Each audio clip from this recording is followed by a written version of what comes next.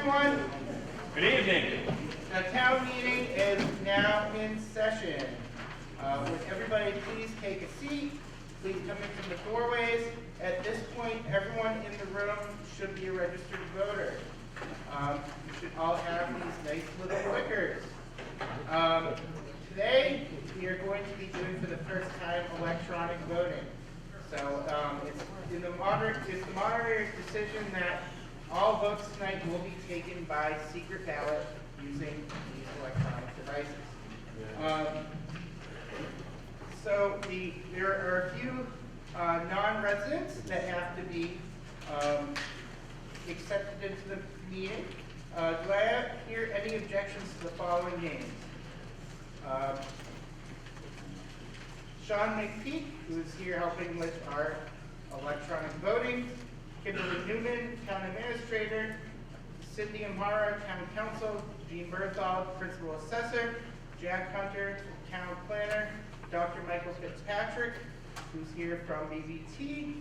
Dr. Maureen Cohen, who is the Mendon Upton Superintendent. And Alexandra Caruso, who is a student. Not? All right.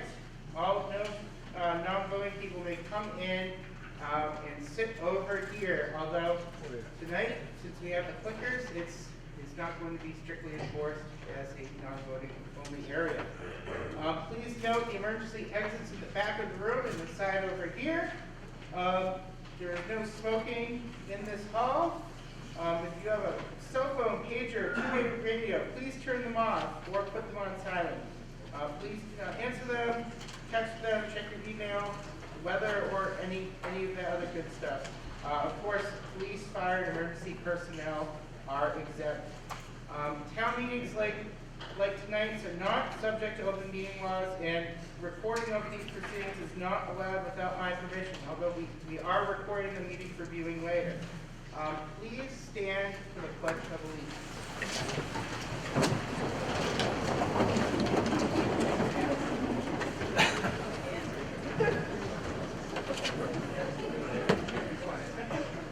Pledge allegiance to the flag of the United States of America and to the republic for which it stands, one nation, under God, indivisible, with liberty and justice for all. I would like to introduce the various elected and appointed town officials taking part in tonight's meeting. My name is Tom Morali, and I am the town moderator. Sitting over here to my left is our wonderful town clerk, Ellen Agro. Sitting over on the right in front of me is our select board, as well as town administrator, town council, and executive assistant. Right over here is our town's finance committee. So I'm sure there are other elected officials here. If they want to, they can identify their position before they speak tonight, should they elect to. I just want to remind everyone how this meeting will run. All questions and statements are to be directed to the moderator. There will only be one speaker at a time. For discussion, if you could please line up at the microphones on either side of the aisles. Just be careful with this one because the stand is a little wobbly, so please try not to lean up against it too much. And also, if you are not able to stand but would like to speak, please let us know. We have wireless microphones as well. We want to make sure everybody is able to speak should they elect to. And before beginning your comments, please state your name and address. Please make your comments relevant to the issue. Please refer to anyone else not by name but as a previous speaker. Do not make your comment personal or they will be ruled out of order. And questions of order are decided by the moderator without debates. Right. And now, a couple things. Reconsideration. You can only ask for reconsideration of a vote if you voted in favor of the article in question. Reconsideration is just that, a second thought, not a second chance. We will observe courtesy and decorum at this meeting. If you ask a question, I'll try to get you an answer. However, I cannot guarantee or require someone to answer your question. Sometimes I just don't know. Now, in terms of the electronic voting, after discussion, I will call an open vote, at which point you will either click yes or no. We'll give some time for everybody to vote, and then I will say, 10 more seconds to vote, and then we will close down the clickers to ensure that everybody has a chance to vote. So, that being said, thank you all for coming, and I think it's time to proceed to the articles. And I'm actually going to just... We have a test question. Okay, yeah, let's test this. Can you all hear me? Yeah, I'm just going to yell.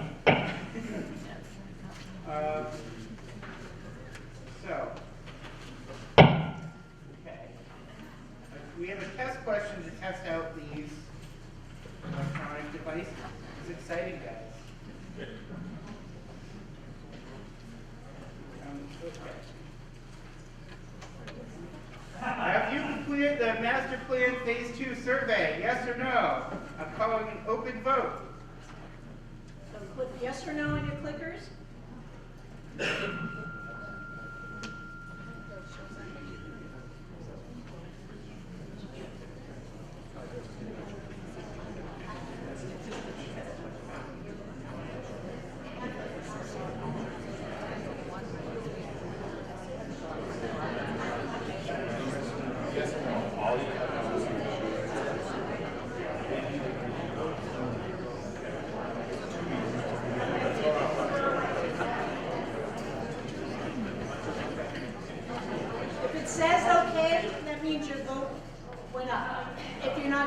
Click it again. It's only going to take the last click that you do. You can keep clicking until it closes the vote. And if it says 1, that means it's record your vote as a yes. If it says 2, it means it's record your vote as a no. Yeah, no,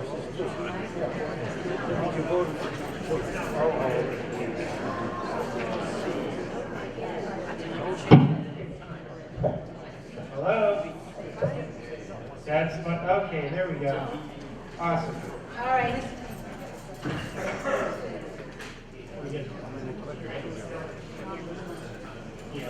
I'm going to give everybody 10 more seconds to vote.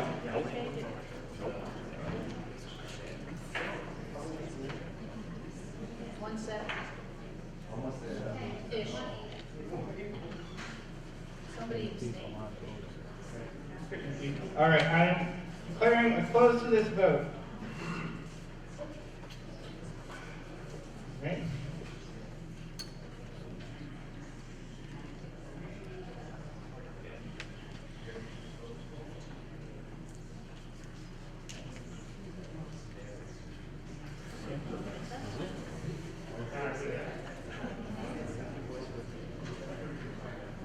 There we go. 93 to 69. So you 93 people need to fill out your master plan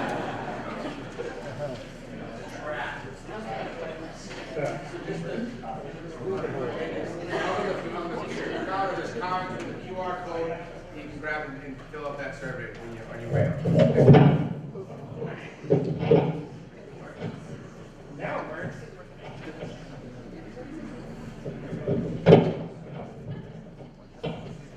Okay. All right.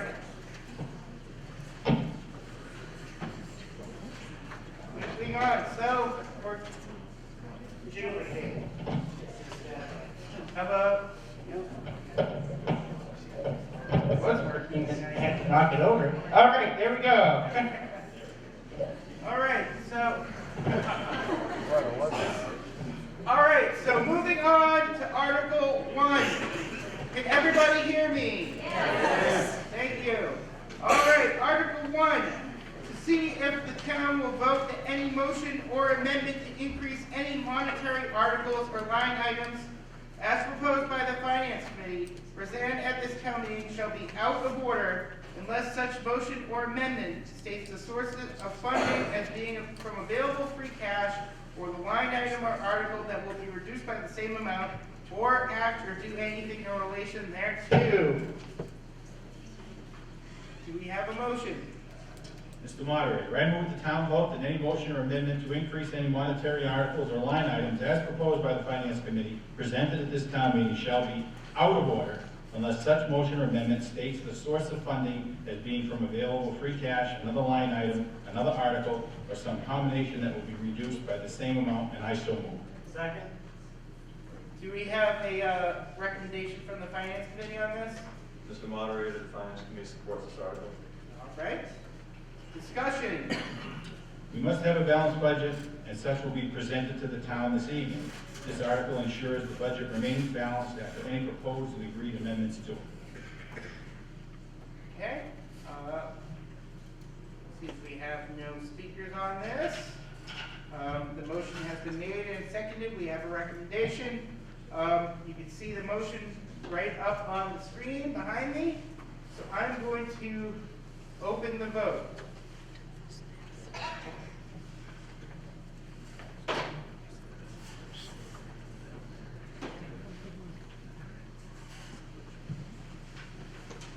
Give 10 more seconds. 5 more seconds.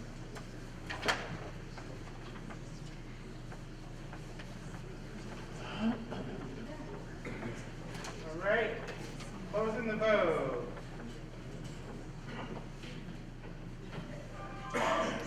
Motion passes by majority. Oh, yeah. All right, Article 2, to fix the salaries and compensations of the elected officials of the town or act or do anything in relation thereto. Do we have a motion? Article 2, I move that the town vote to fix the salaries and compensations of the elected officials of the town for the Y23 year as follows, and I so move. Second. Okay. I'm assuming that the Finance Committee supports that? Finance Committee doesn't support that. Okay. Discussion.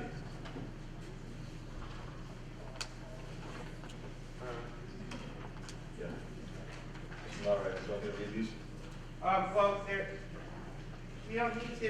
Can everybody? Mr. Moderator, Yes. could you read them? Yeah, absolutely. Absolutely.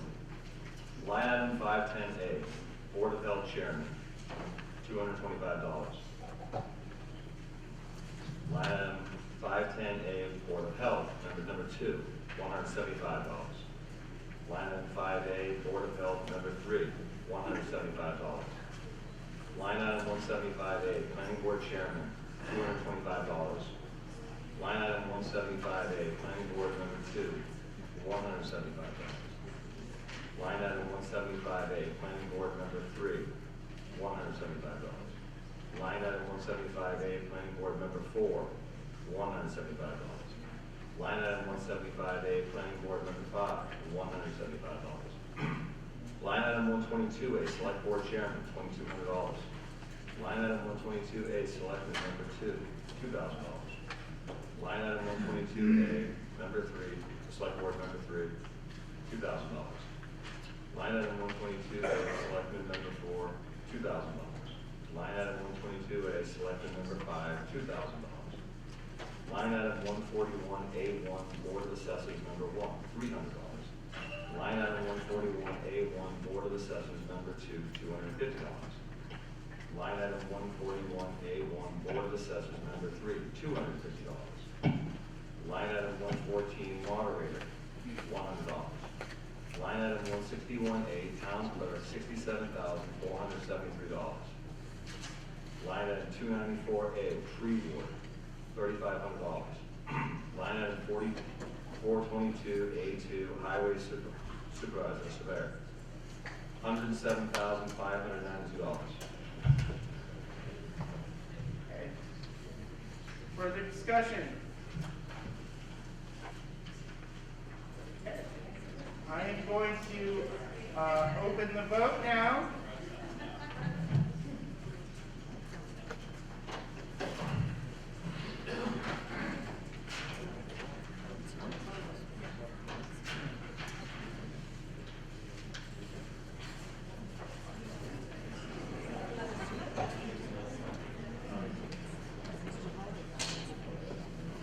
5 more seconds.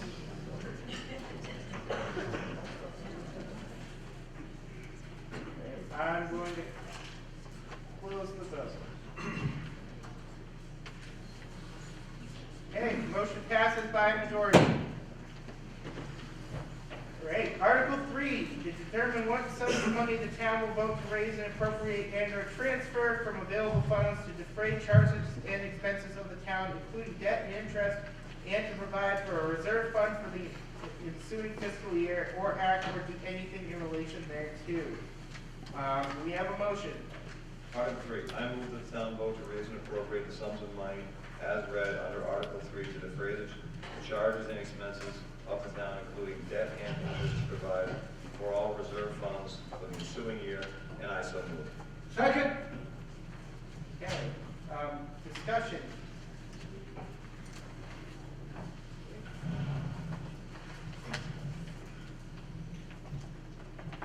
Okay. Mr. Moderator, would you like me to read the budget line items?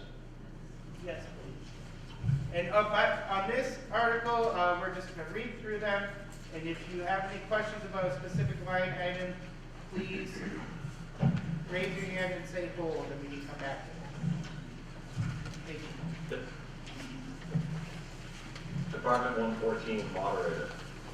Subtotal moderator, $100. Department 122, selectmen. Subtotal selectmen, $62,700. Department 131, finance committee. Subtotal finance committee, $83,000. Department 141, board of assessors. Subtotal assessors, $94,205. Oh, I'm reading the wrong line. Wait a minute. Oh, I'm sorry. I'm a little blown up on this one, I guess. Excuse me, guys. Yep, I got it right there. Let me start again, guys. I apologize. I've been a long line. So, Department 114, moderator is still $100. Department 122, selectmen, subtotal is $62,700. Yeah, of course. Okay. Just better, guys? Okay. Department 131, finance committee. Subtotal finance committee, $78,000. Department 141, board of assessors, subtotal assessors, $93,505. Department 145, finance department, subtotal town collector treasurer, $204,985. Department 151, legal counsel, subtotal legal counsel, $80,000. Department 161, town clerk, subtotal town clerk, $73,324. Department 162, elections and registration. Subtotal elections and registrations, $35,864. Department 171, conservation. Subtotal conservation, $35,423. Department 175, planning board. Subtotal planning board, $43,197. Department 176, zoning board. Subtotal zoning board, $4,820. Department 179, land use committee. Subtotal land use committee, $2,550. Department 195, town reports. Subtotal town reports, $2,250. Department 196, unpaid prior year's bills, $0. Yeah. Department 199, town hall services. Subtotal town hall services, $676,589. Total general government, $1,393,307. Public safety. Department 210, police department. Subtotal police department, $1,807,930. Department 220, fire department. Subtotal fire department, $1,158,406. Department 241, building inspector. Subtotal building inspector, $58,470. Department 242, gas inspector. Subtotal gas inspector, $7,300. Department 243, plumbing inspector. Subtotal plumbing inspector, $5,750. Department 244, sealer weights and measures. Subtotal sealer weights and measures, $1,500. Department 245, electrical inspector. Subtotal electrical inspector, $14,525. Department 291, energy management. Emergency management. Subtotal emergency management, $7,750. Department 292, dog officer. Subtotal dog officer, $13,500. Department 294, tree warden. Subtotal tree warden, $49,100. Department 299, dispatch. Subtotal dispatch services, $40,000. Total public safety, $3,164,231. Department 301, schools. Department 301, subtotal regional school district, $11,085,878. Department 310, Blackstone Valley Schools, subtotal vocational school district, $1,246,858. Total schools, $12,332,736. Public Works, Department 421, road machinery, subtotal road machinery, $65,498. Department 422, highway construction and maintenance, subtotal highway construction and maintenance, $696,359. Department 423, snow ice removal, subtotal snow and ice, $194,000. Department 424, streetlights, subtotal streetlights, $19,500.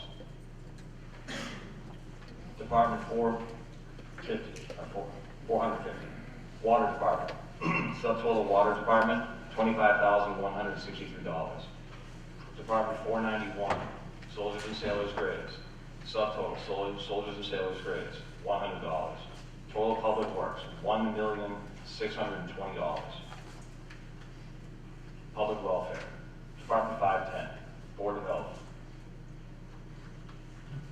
Board of Health subtotal is $563,475.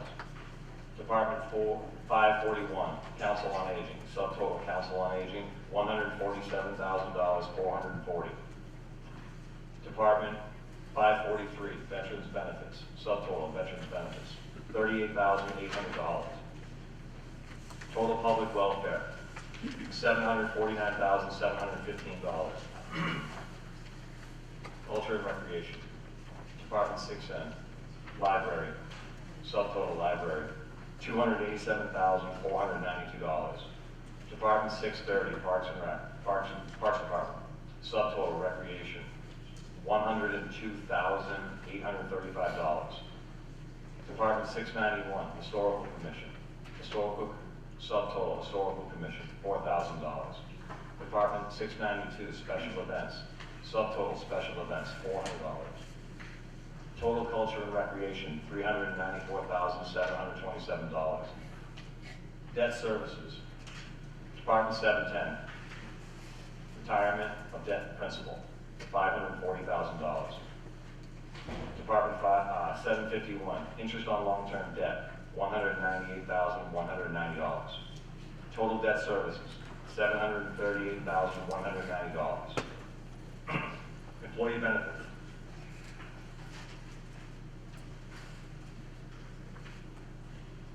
Department 911, Worcester County Retirement, $926,755.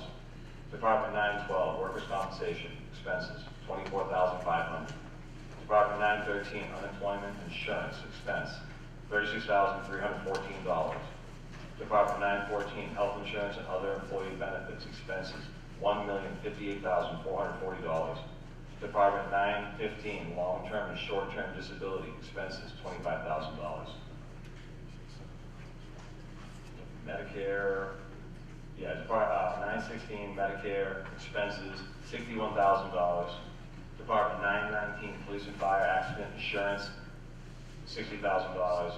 Department 945, Property and Casualty Insurance Expenses, $125,250. Total benefits, $2,317,259. Special articles and other expenses. Thank you. Okay, don't we read those? Okay, very good. So going down to here. Yep, operational expenses. Expenditures, revenue. So I'll do this again.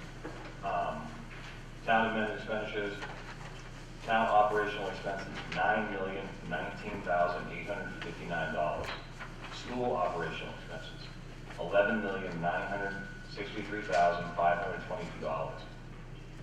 Debt exclusions, $1,107,404. Special articles and other expenses, $170,768. Grand total of expenses, $22,261,553. Town amendments revenue. Tax revenue at levy limit, $18,195,448. Debt exclusions, $1,107,404.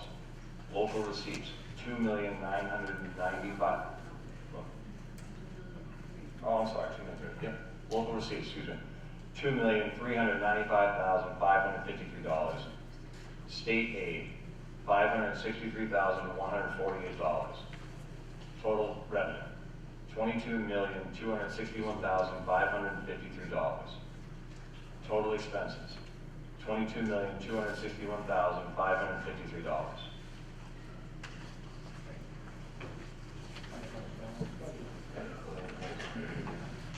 Further discussion? All right, I am going to call,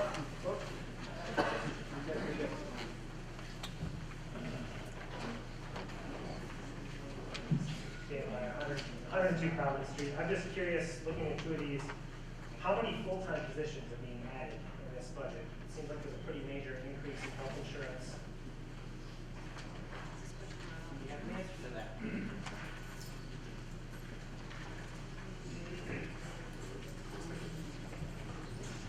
Clear clarification of the question is like how many full-time employees have been added, or just why is there an increase in health insurance?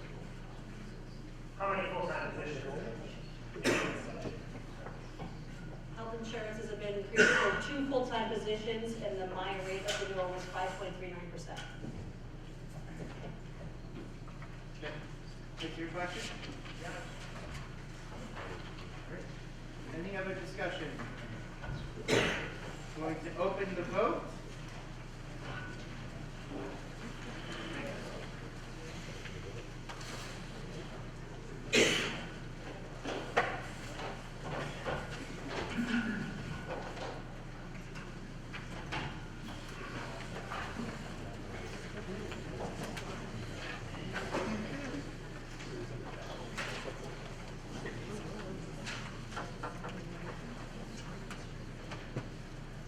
Everybody about 5 more seconds. Back to 10. Right, I am closing the vote now. Okay, motion passes by a majority. Great. So Articles 4 through 8, we are doing something called consent calendar. Means we are going to vote on them all as one, all in one vote. We're going to read the motion. Like the previous article, if you have a question about any one of these articles, please say it as we're reading them. So, all right.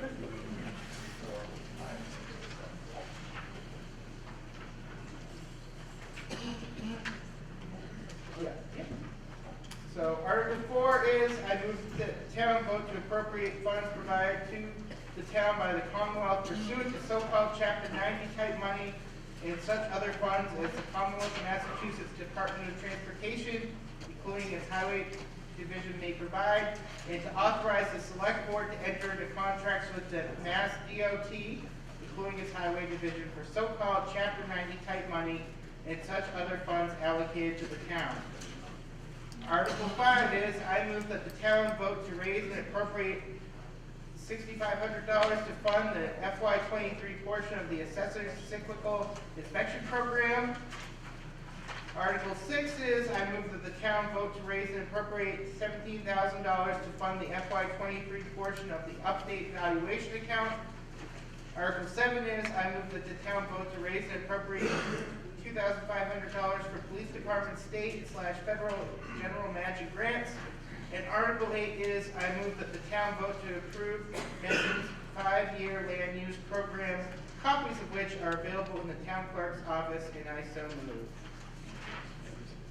Do I have a second? Second. Discussion? Right, I am going to call the vote. Open the vote. Okay,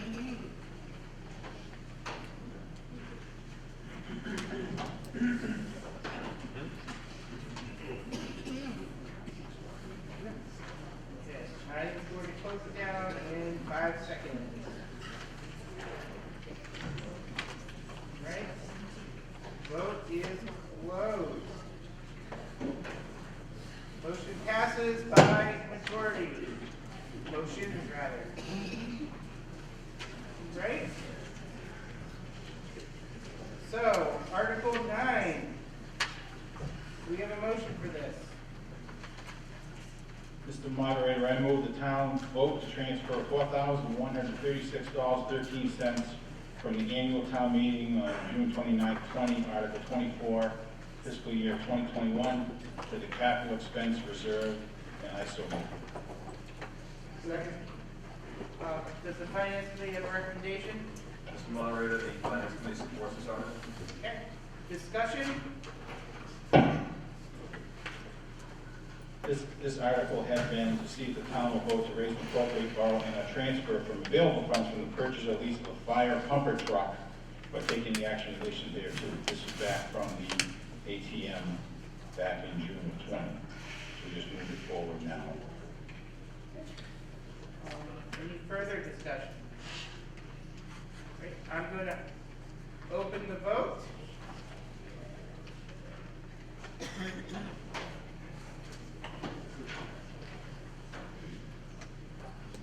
Okay, give it about 5 more seconds. And vote is closed.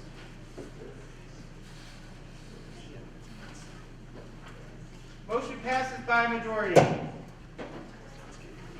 Article 10.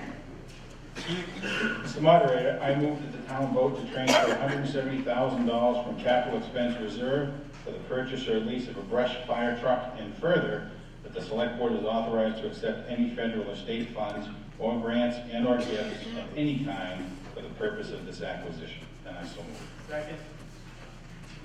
Okay, does the Finance Committee have a recommendation? Mr. Moderator, the Finance Committee supports this article. Okay, discussion. Mr. Moderator, based on the fiscal year 23 budget, stabilization 5%, we're over target by $352,619, which means that we have that much more than what our target is for a town for that savings account. We want to take, and for capital expenditures, the target is 3%. After the ATM, that's only $464,694. So that's why this money is coming from capital expense reserve. Okay, further discussion? You have someone in the... Has the capital plan committee made any recommendation on this? Capital Planning Committee made a recommendation on this. Do we have anybody from that committee that can speak to that? No, I haven't. If I could just explain, at this current time, if anybody wants to sign up to be on the capital planning committee, they can sign up on the way out. As I think I just had my first volunteer in the back. But the finance committee, who provides a recommendation on all of these articles, is instead of the capital planning committee, and as they've said, they've already made a recommendation. I'm sorry, what was your name and address, sir? Rich Colton, 135 West. Thank you. You have another question? I do indeed, yeah. So did anybody, since it's no capital capital planning committee, compare the various capital needs we have against each other before deciding if this was the thing we needed to spend money on. Do we have an answer to that? Yes.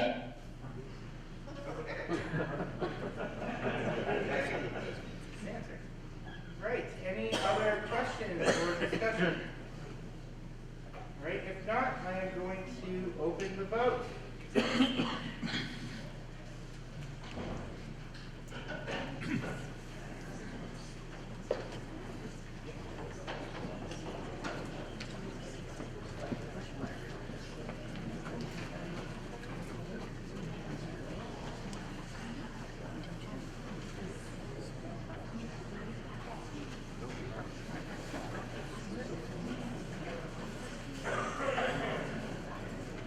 Gonna give everybody 5 more seconds.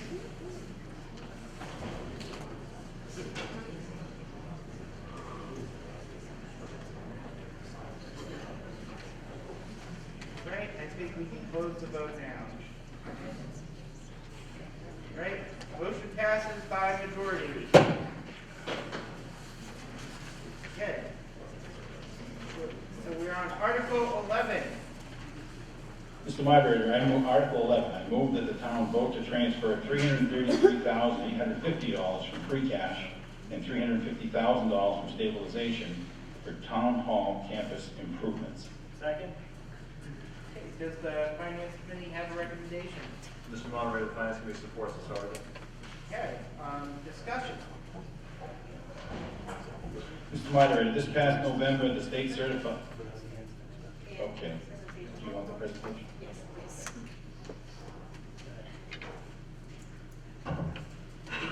And Mazar, 51st Street.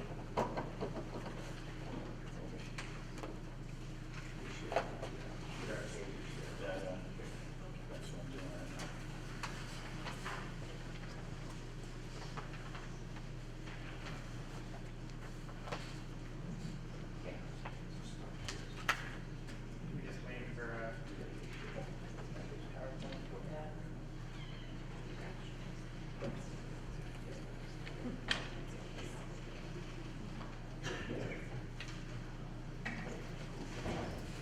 This is an exciting project to make the town hall campus area, which includes the historic town hall, the old top library, and the new police station, a more attractive, inviting, and environmentally friendly and functional area.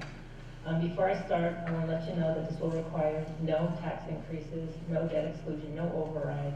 We have the money in the various town accounts, we just need to transfer them into this project account.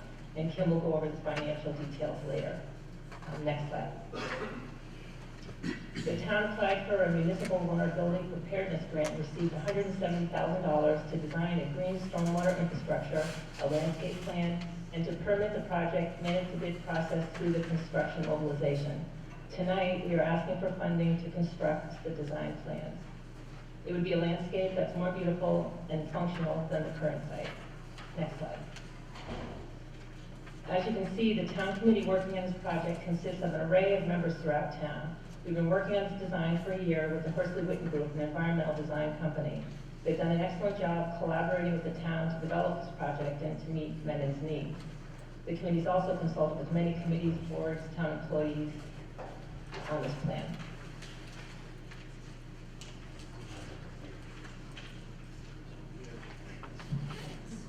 Next. The Mendon Town, I'm going to give you a little bit of history.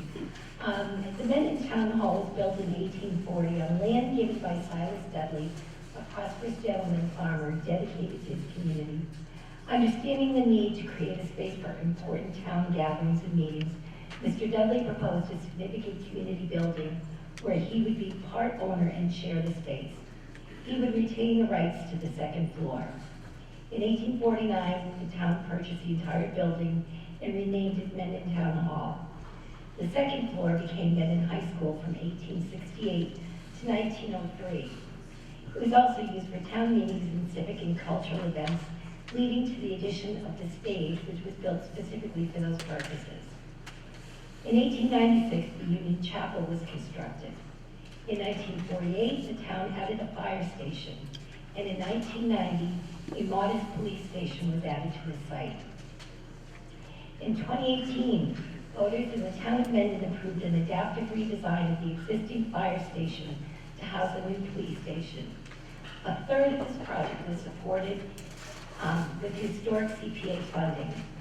The outcome is something we as a community can be extremely proud of. Thousands of cars pass by this campus daily, and with the recent painting of the town hall, this tired treasure in sight is coming back to life. This hilltop village, recognized by the state as one of the last and best preserved village centers, remains remarkably intact and continues to provide sweeping views of its landscape and the farmlands of the George family, now owned by the Vincent family. These qualities have remained in place, and we are so fortunate to have been able to preserve them. We achieve this through the ongoing support of the residents of our community. The Mendon Historical Commission supports this project to complete the campus improvements and restore the landscape and features, such as historic lighting and the introduction of accessible brick walkways throughout the campus. By introducing better and beneficial landscape practices, we can accomplish this and turn the asphalt jungle, as it would be referred to in the landscape industry, to a functional, attractive, and usable space for the community to enjoy and be proud of.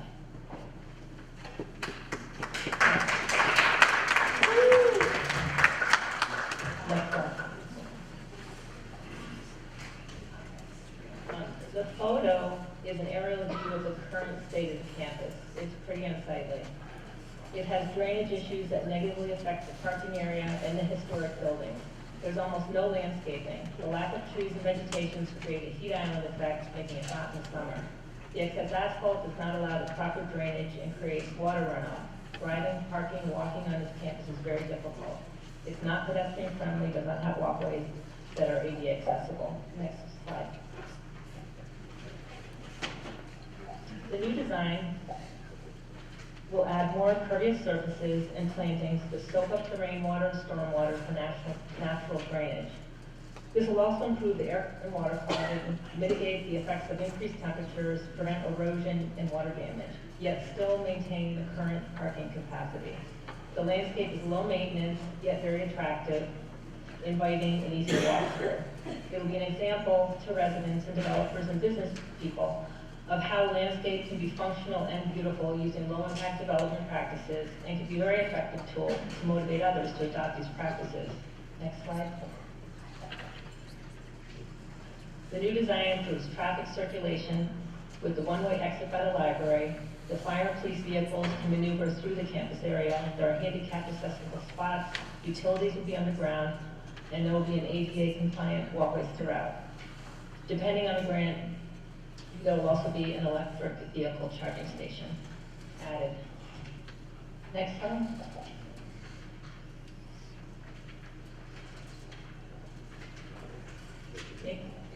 Okay. So already we've done a lot in this campus area.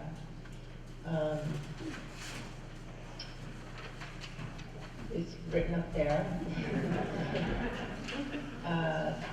You know, so it's taken many years to do this, as you can see by the dates.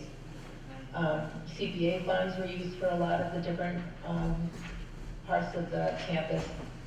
And so now we're really ready to finish it and make it completely finished. Next slide.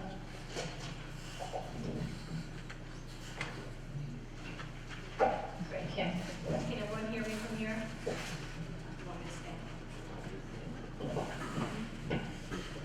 We've been working with Horsley Witten Group to come up with a design plan for the site and a feasible estimate that we can go out to bid with as soon as possible after town meeting.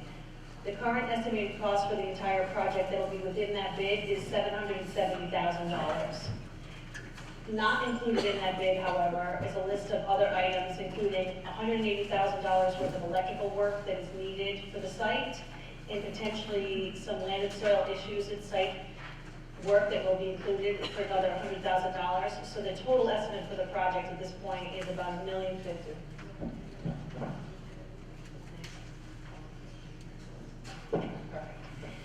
So as Ann already mentioned, this project is fully funded with existing and available funds that have been in the works for many years. There's no debt exclusion that's needed. There's no additional impact on taxpayers. I know it's a little bit confusing, but Article 11, 12, 13, 14, and 26 on this warrant are all articles to transfer money from one location into one centralized account for greater transparency and accountability and just ease of processing on things related to the project. I can talk a little bit about which each of these articles is.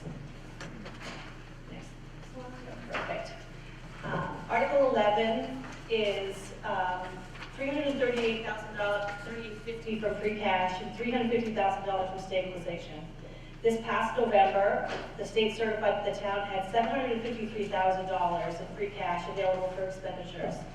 At the November STM, the town used about $420,000 for articles, including transferring $250,000 into stabilization. The select board at that time, knowing that this project was coming up for this meeting, chose not to allocate that remaining free cash to have it available for this purpose.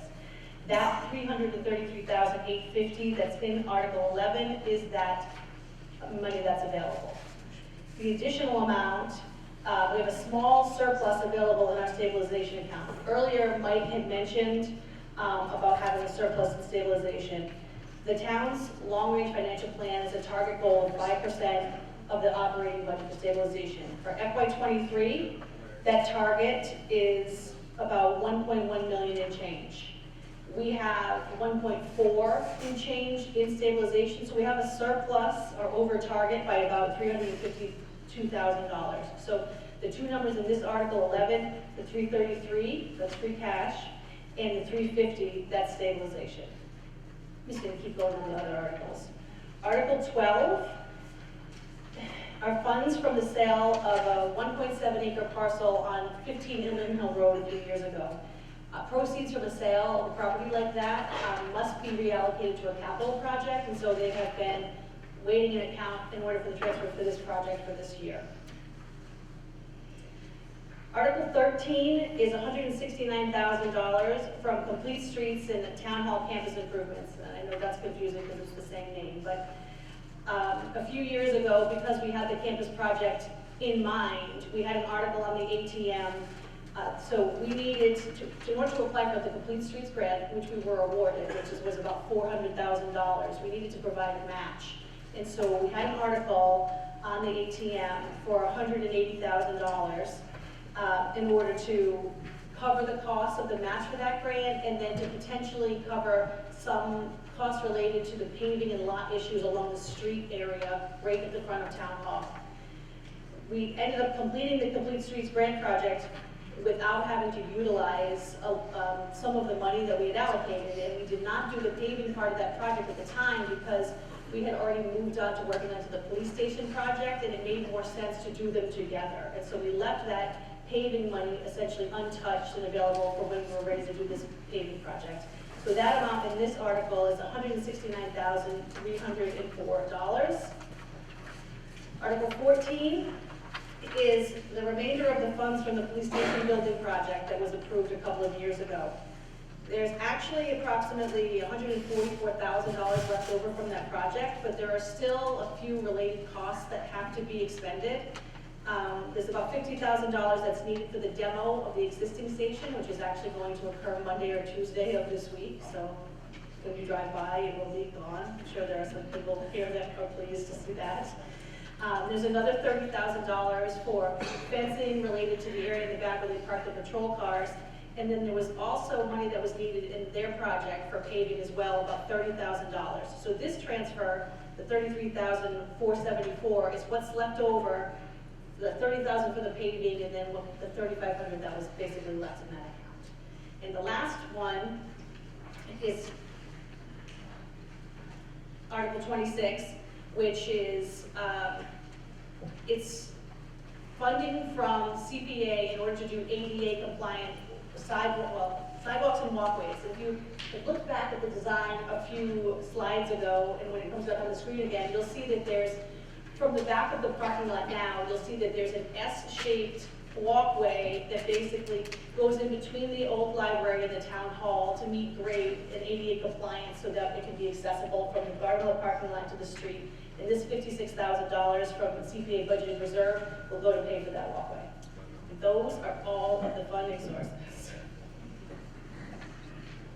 Thank you. Great.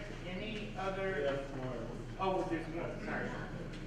Just the timeline, because I know that's the next question. I just mentioned we are about to go out to bid very soon. The documents are being finalized right now. Any interested firm will be doing a pre-bid site walk. The bids will come in and we will open them early June. The select board's second meeting in June the 22nd, we would award that bid. We're anticipating very quick construction turnaround because of the weather in the winter, and so we would hope to start in August and potentially do the majority of the construction completion actually by November or December. But the company will have to come back and do most of the plantings in the following spring. So that's why it says May 2023 for construction to end, because that's really when the project will close out.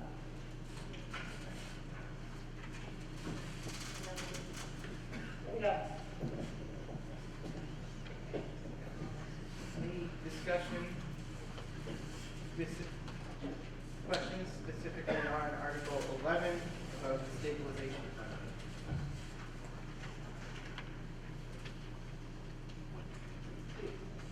Alan Kent, 5 Mill Drive. As near as I can tell from the plans, there is no handicap parking for any building except for the police station. This seems like a major issue.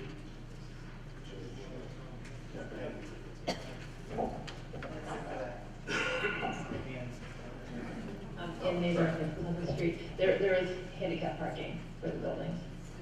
So, just to point it out, Lonnie Tenio, 60 North Ave, that there's handicap parking down on the backside, there's handicap parking on the side that, existing where it is now, and also at the police station.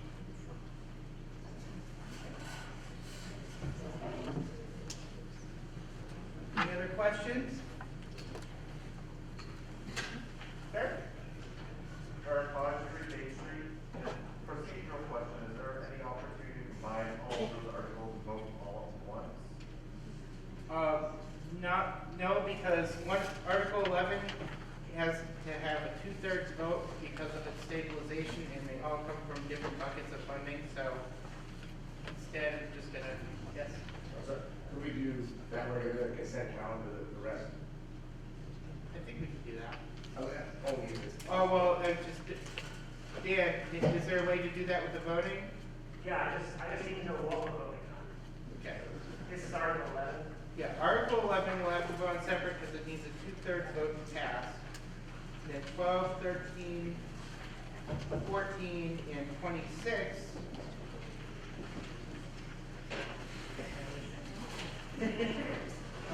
26 we would do as a consent calendar, if that's okay. Is there anyone opposed to doing that? Anyone that just wants to hang out here for longer? Okay.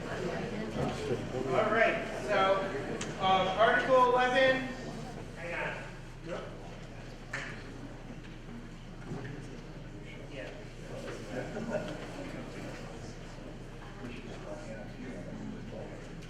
Okay, Article 11, do we have a motion? I'll take a motion. Motion made, second. Okay. And then Finance Committee did recommend it. Okay, so yes. So I'm going to open the vote on Article 11 specifically.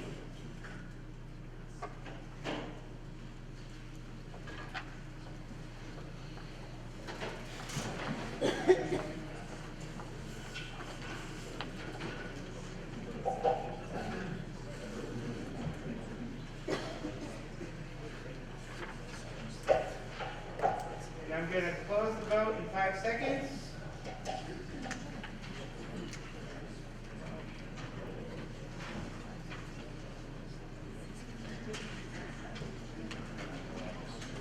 And I'm closing the vote down.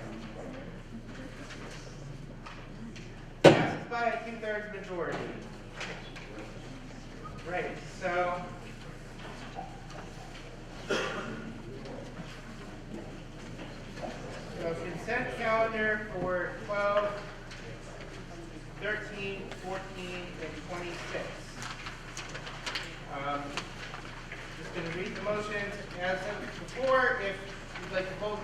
please say hold. Article 12, I move that the town vote to transfer $119,050 from the sale of Indian Hill Road to Town Hall campus improvements. Article 13, I move that the town vote to transfer $169,304 from complete streets and Town Hall campus improvements to Town Hall campus improvements. Article 14, I move that the town vote to transfer $33,457 from police station building project to Town Hall campus improvements. In Article 26, I move that the town vote to transfer $56,000 from the community preservation budget and reserve account to fund an ADA compliant walkway on the Town Hall campus to access the Town Hall and the old town library. Second. Thank you. Do we have recommendations from the Finance Committee? Mr. Moderator, the Finance Committee supports Articles 12, 13, 14, and 26. Thank you. All right. Dan, you have something? Yeah, Dan Meyer, 102 Providence Street. I just wanted to specify that Article 26, this was recommended by the Community Preservation Commission and also was supported by the Historic Commission. Excellent. Thank you. All right. So I'm going to open the vote.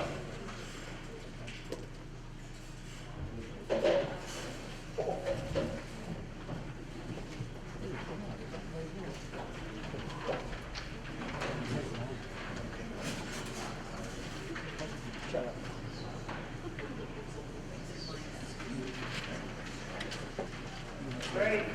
And I'm going to give 5 more seconds to vote.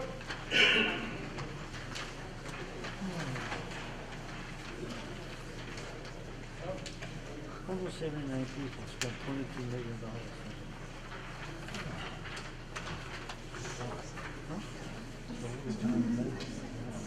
Okay. I'm closing the vote. Passes by majority.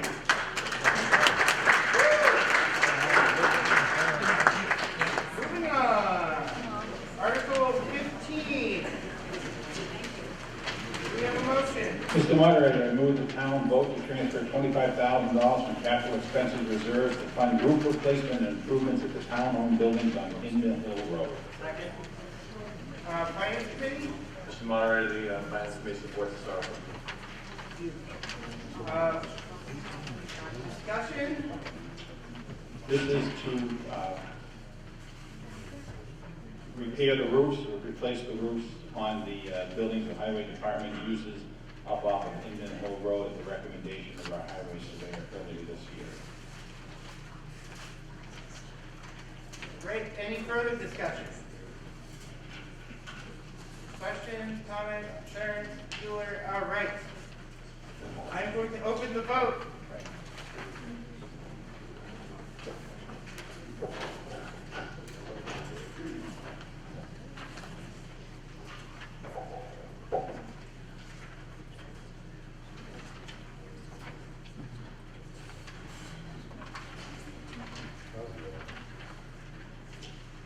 And I'm going to give it about 5 more seconds.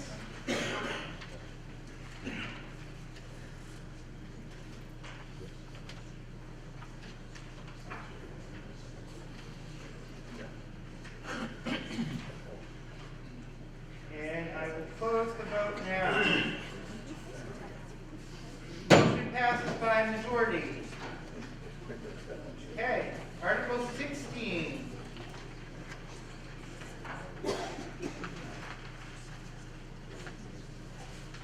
Do we have a motion? I'm sorry. Wait, no, Article 15 is the one you just voted on. Article 16.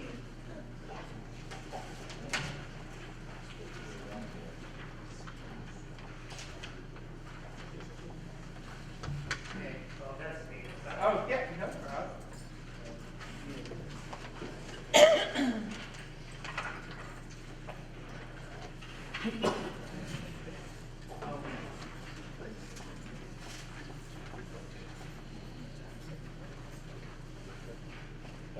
Dan Meyer, 102 Providence Street.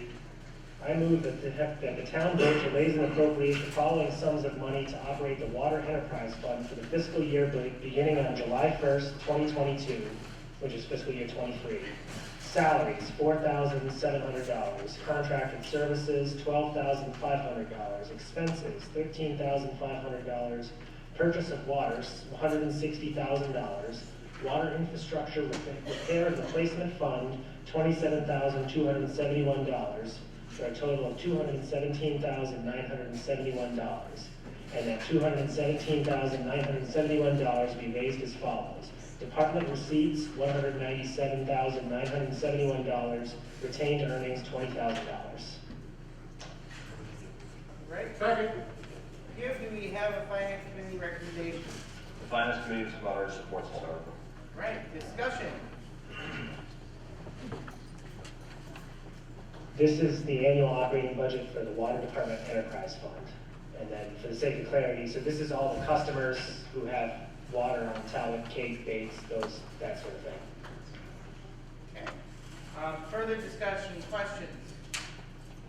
Okay. I'm going to open the vote. Okay, this.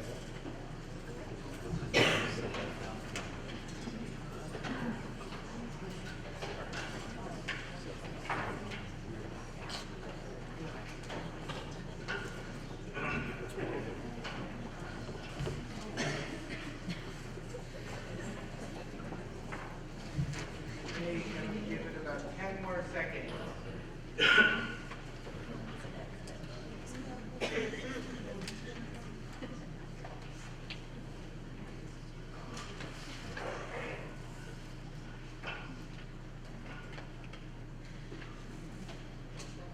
Okay, I am going to close the vote. Passes by majority. All right, Article 17, nice little chart. Get the chart up on the screen. There we go. And do we have a motion? I move that the town vote to set the limits on the revolving funds in accordance with MGLC 53E1 as follows. Revolving funds, library, $6,000. Planning board, $30,000. Highway, $25,000. Conservation, $25,000. Parks, $165,000. Fire department, $10,000. Title V, $25,000. Police department, $15,000. And I so move. Second. Discussion. Anyone want to say what this is?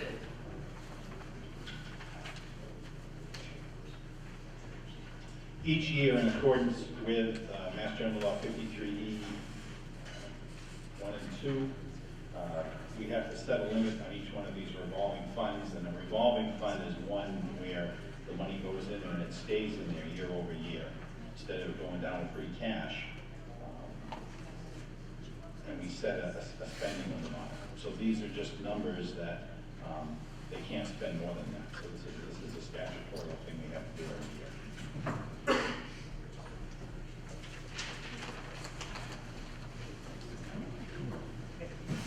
Any questions in the back?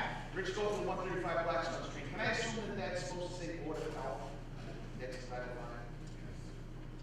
Believe. Yes. Thank you. All right, any other questions? All right, otherwise I'm going to open the vote.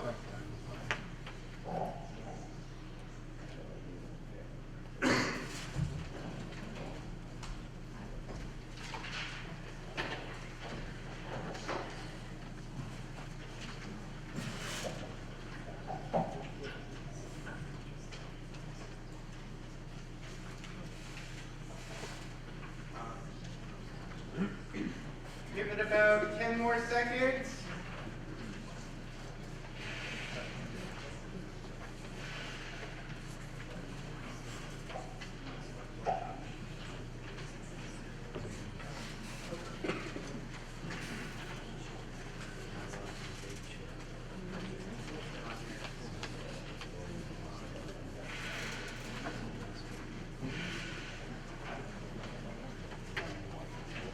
I'm going to close the vote. by majority.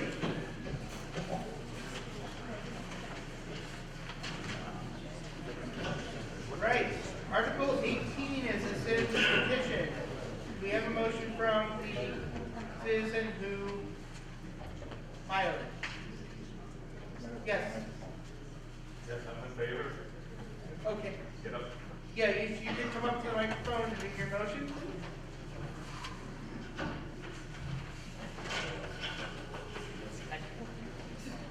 And say your name and address, sir. My name is Richard Green. I live at 2 Daniels Road.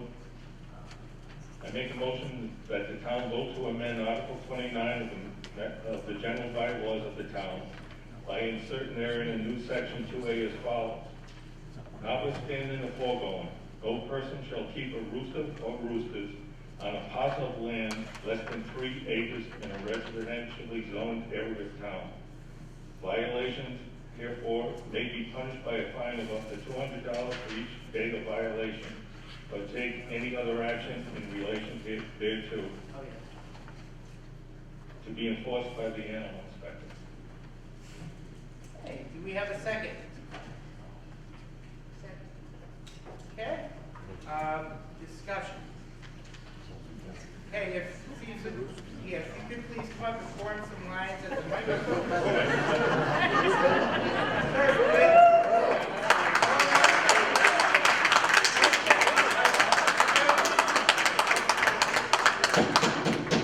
going to give a chance for the petitioner to engage in discussion first. As I mentioned, I live at 2 Daniels Road. We lived there for 35 years. The reason for this petition is because we have a noise problem in our neighborhood, and it's caused by roosters crowing. We have had a total of 7 roosters in our neighborhood. These birds crow around the clock day and night. In fact, one started crowing this morning at 4 a.m. Sunrise was 5:36 a.m. This problem started in April 2021. The roosters are disturbing the peace in our neighborhood. They disturb neighbors during the day as they try to work from home. They disturb all neighbors by crowing in the early morning hours, like 3 a.m., 4 a.m. This is disturbing the sleep of all neighbors in our neighborhood. The crowing is destroying the well-being of our neighborhood. If you do not have a rooster near your home, then I don't think you can believe how loud crowing can be. According to the animal control officer, a rooster can crow up to 130 decibels. In comparison, a police siren is 120 decibels. Mendon does not have a noise ordinance, as I understand. The state noise ordinance is 50 decibels between 11 p.m. and 7 a.m. and 70 decibels from 7 a.m. to 11 p.m. You know, if there's a dog barking in the middle of the night or somebody's having a rowdy party, you can call the police. But if you have a rooster crowing at midnight, not much can be done about it. Mendon is changing as far as house lot size is concerned. It was once 2 acres minimum for a house lot. Now you have less than an acre. The petition seeks to limit roosters to 3 acres or more. This would give neighbors a buffer for the crowing noise. In the past year, we have addressed the noise with 2 town boards. Despite all efforts, the roosters continue to crow. Mendon is a right to farm town, but right to farm to what extent? Nearby towns, Grafton and Uxbridge, are also right to farm towns, and they have imposed restrictions. No roosters are allowed because of complaints of noise by residents. We are looking for your support with this petition to return our neighborhood to the simple, quiet life that we enjoyed. Probably a neighborhood like the one you live in now. Thank you. Thank you. We could give the resident, pick up the microphone on this side for a chance. Zach Pelt, 34 Washington Street, Ag Commission. We do not think it's in the best interest of the town at this moment to go forward with this vote or vote yes on this. It would eliminate a lot of smaller parcels in the town that have roosters currently, and we just don't think it's the best thing. We are currently mediating with the people they're having trouble with, and we've we've got it down to 2 roosters right now. And we will keep mediating with everybody to try to eliminate this problem. Thank you. Sir?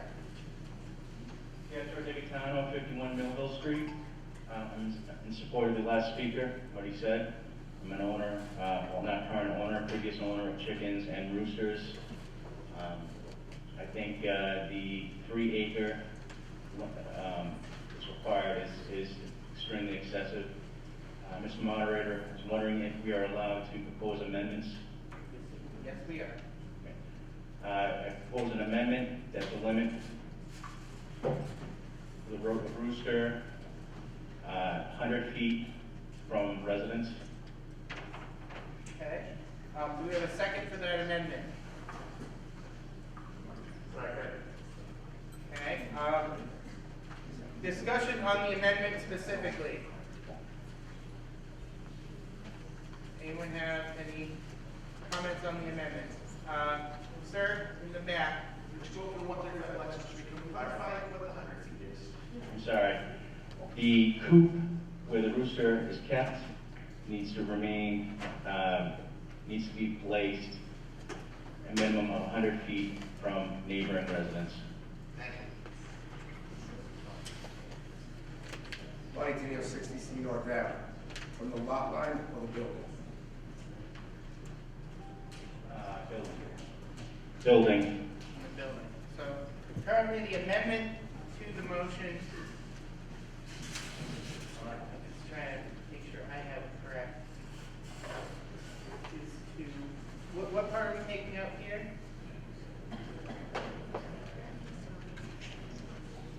So we're going to remove notwithstanding the foregoing.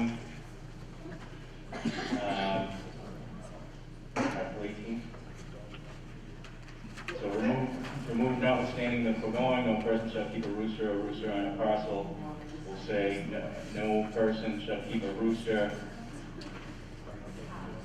within 100 feet of a neighboring resident in a residentially zoned area of the town. Violation hereof may be punished by a fine of up to $200 for each day of violation. Mr. Moderator, I just have a little leeway, just to get this correct. So, We need to get it written down. Yep, perfect. Move to amend Article 18, just strike out notwithstanding the foregoing, the first. Can you, sorry, can you guys actually go over there with a laptop is and maybe type it up in front of everybody? So we have a second for that amendment. We're having discussion now on the amendment specifically. What?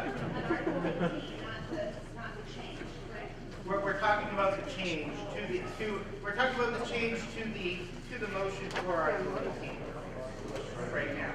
So if you had a comment about the general, yes. Yes. When we're saying 100 feet from the coop, like, isn't, when you have chickens, things you have a fence around, like, what is this boundary right? Like, the rooster does not live in a coop all day long, it wanders around one would think.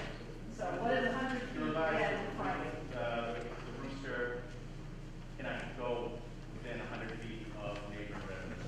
I'm gonna request that those who are speaking for the general article, sit down and get back to your comments once we handle the amendment.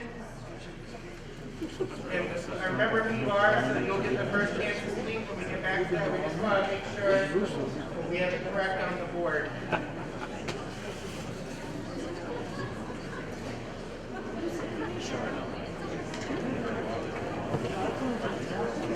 Yes. As long as it doesn't change the scope of the original article.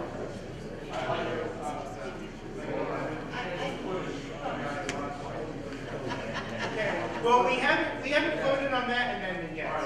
So let's one at a time. So this is for the change. I'd like to address the change. Absolutely. Okay.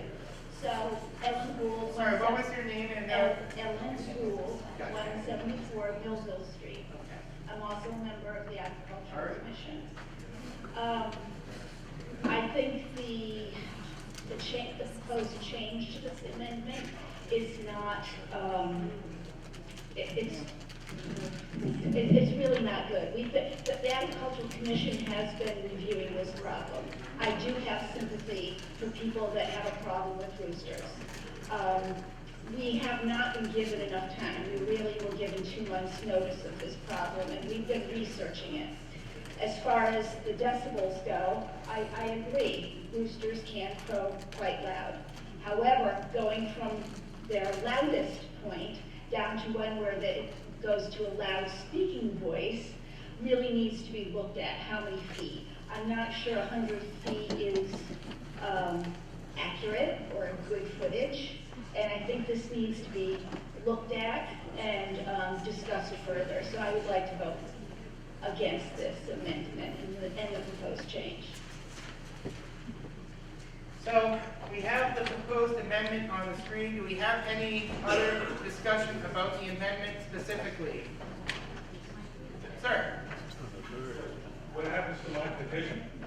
What? Do we vote on what my petition? But right now we are voting on whether to amend the motion, the original motion. If the amendment passes, then the motion will be changed with the amendment. If the amendment fails, it will go back to the original motion.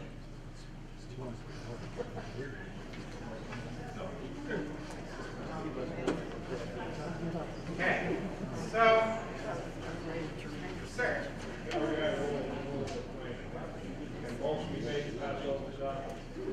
We have a motion to pass over the article. Well, let's address the amendment first, and then we can bring that. Sir, is this about the amendment or the article? The amendment. The amendment. Peter Hawks, 51 Pleasant Street, Chairman of the Agricultural Commission. So we weighed different possibilities here. This is just down on Daniels Road. There is plenty of roosters around town. Trying to put feedage of small lots or big lots is, Mendon's got all different size land, and we didn't want to rush into this. If something has to be done, we want to do it correctly. So we would like this to be passed over. We're still trying to work with the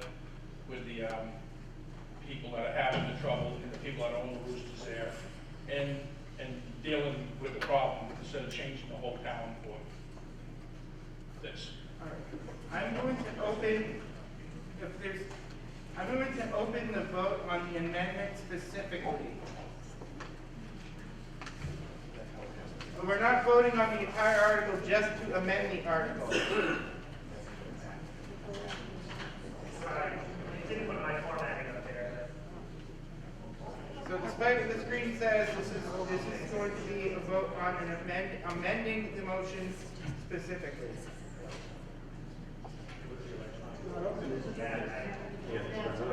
It's open now. This is to amend the motion.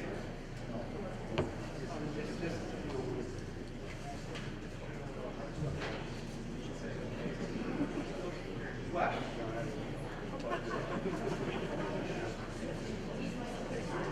Okay, I'm going to give about 5 more seconds. Again, this is on the amending the motion specifically. It wasn't clear. Okay, all right, I'm going to close the vote on amending the motion. And the amendment failed by majority. So we are back to the original motion. I believe, sir? I'd like to make the motion to pass over this article. We have a motion to pass over the article.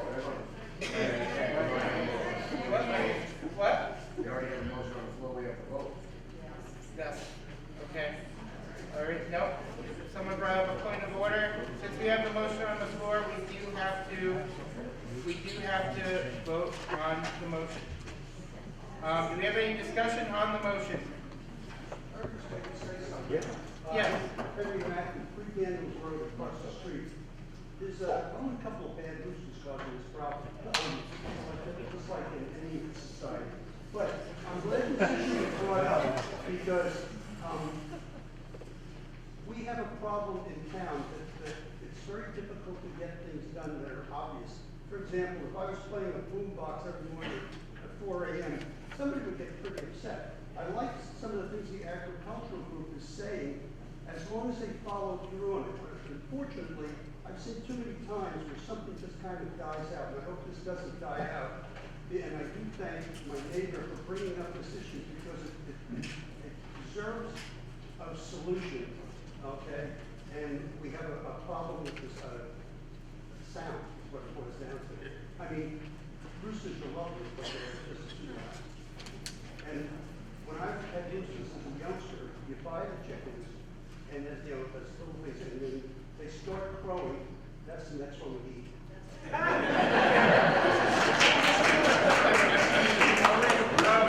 had some folks earlier who came up to speak to this article. If those people would like to come back, I'm going to give them first right at the apple here, including Mr. Rooster himself. Revolving, number 1 Acton Avenue West.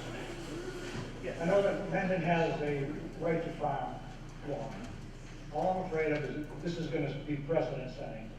Or it's like, you know, you can compare it to anything else in the world.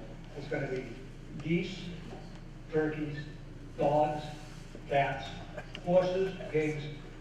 I just don't want to see this become something that we're going to be here every year trying to quell somebody's noise from an animal that has a right to breathe.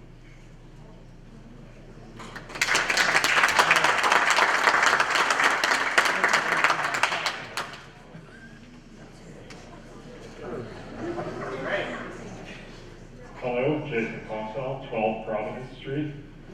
I really have a hard time following that gentleman, and he told me he didn't want to come after me, so now I'm really stuck. But I echo his sentiments. I'm on less than 3 acres, have a rooster, no complaints. This would be a problem for us. He's already been rescued by us. The sanctuaries are full. Where are we going to move him to? So he's not going to have a home. He's not going to have life. He's not going to exist. So, you know, like you said, we're going to ban dogs because there are a couple of bad dogs out of hundreds or thousands. Let's ban motorcycles with illegal exhaust. I'm fine with all the rest of the motorcycles. I have a motorcycle. Now just the illegal ones, and the trucks with the J brakes and all that. So anyway, it goes on and on and on. Let's not ban roosters. Thank you.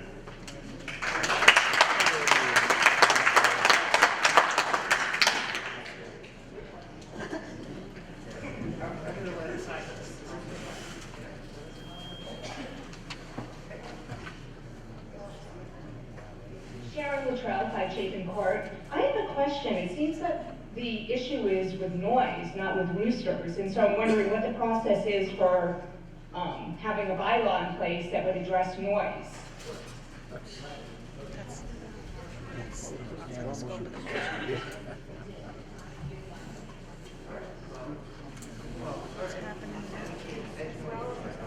Just a reminder, nobody is allowed to record this meeting in any way, shape, or form without speaking to me first, please. And we've had some complaints about people recording the meeting. Thank you. Okay. Did you get my question, or should I repeat it? Please repeat it. Okay, so it seems that the issue is with noise. The rooster's making noise, but the issue is with noise in town. And so I'm wondering what the process is. What do we need to do to have a bylaw, a noise bylaw in town? Okay. Ryan Tenio, 60C, know that the issue has always been either a neighbor problem or a noise problem. The Agricultural Commission, is that's what they're saying, is that they're working together now to try to solve this problem, come up with something that will work for everybody. They're just saying that they need a little bit more time. That's what they're asking. Yeah, I understand that, but that the Agricultural Commission deals with animals, and what, you know, as somebody had mentioned, what if somebody's playing the boombox, you know, at 5 in the morning, or... Right, so right now, if somebody's playing a boombox, you call the police department, and they come down and they tell you to turn it off. So that's the process. You can't tell somebody to turn off a rooster. They can't just turn it off. So the problem is the rooster continues to crow, and it's kind of a pain, right? And they can. So that's why the Ag Commission is trying to help. Not so much We don't have a bunch of noise problems in town, we just have some crazy ones. I hope that answers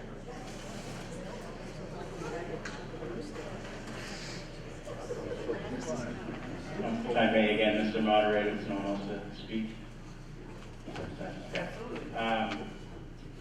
I'd just like to say, I used to live on 17 Daniels Road, and there was a dog on Neckville Road that barked constantly, all day long, all night long, chained out the whole time. And, you know, I think this amendment, as it's stated, is excessive. 3 acres is excessive. It's really gonna hurt, you know, people that have chickens, and, you know, sometimes you get a straight run of chickens and you find out that you have roosters, you know, and I'm against this strongly because the 3 acres is absolutely excessive, and I believe we should wait for the Agriculture Commission to come up with their recommendations. I just want to mention, you know, in addition, this sounds like it's a very isolated incident. It shouldn't affect the entire town. We have a comment or question? Yes. Oh, yes. We have a request to move the question. The moderator accepts. I am going to open the vote.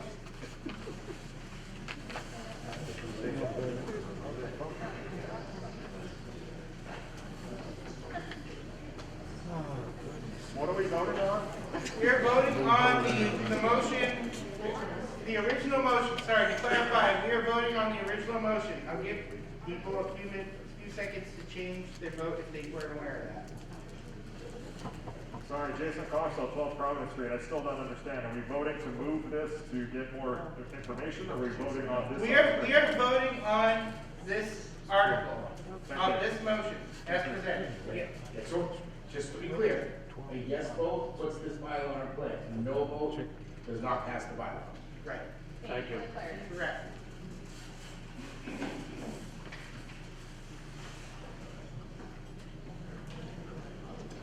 Gonna give everybody about 10 more seconds.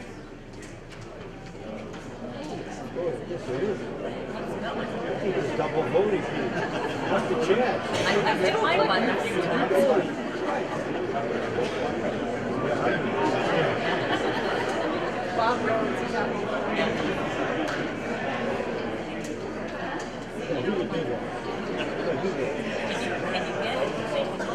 Okay, I am going to close the vote.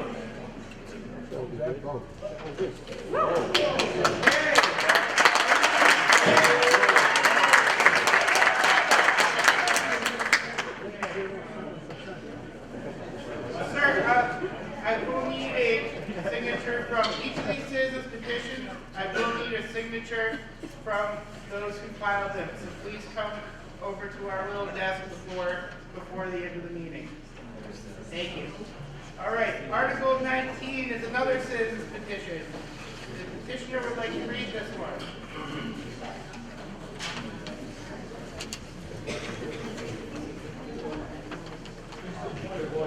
Is there a reason that we have to send it all of a sudden? I'm actually not sure about that myself.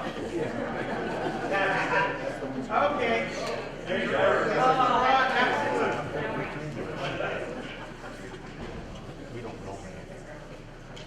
Article 19, Citizens Petition. My name is Kathy Schofield, I live by Blackstone Street. I am the author of Article 19. Mr. Moderator, I wish to pass over this article. Second. So the motion, there's a motion to pass this over. Do we have discussion? What's the reason? What's the reason for the passing it over? Passing it over because it is not necessary. There are other procedures that kind of address this issue, so.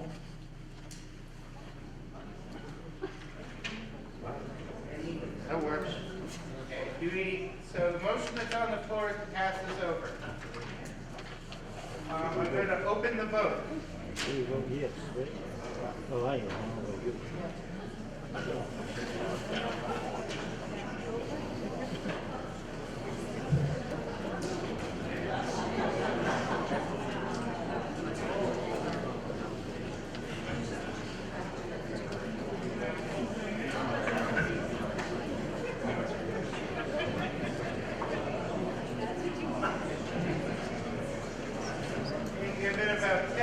seconds.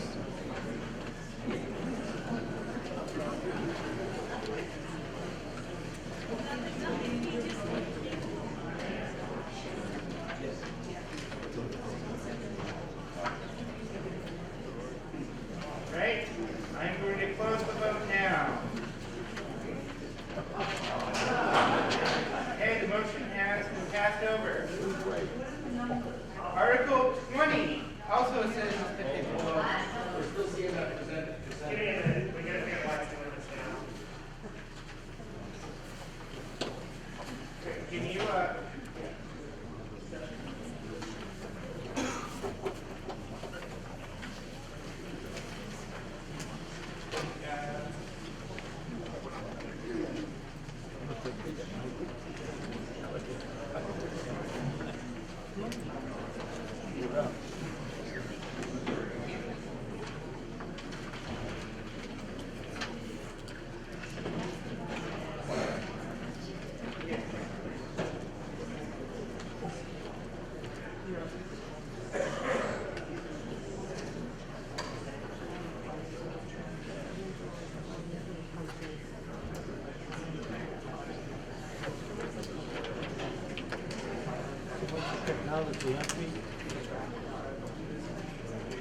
try to work through the technical difficulties.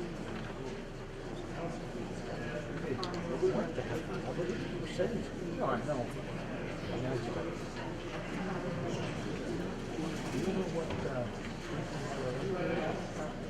No. You got it posted. Yeah, I know. I don't know. I just wanted the way you and I agree. Where you going to go? I'll go the same way. Yeah, so that's the same thing. Yeah.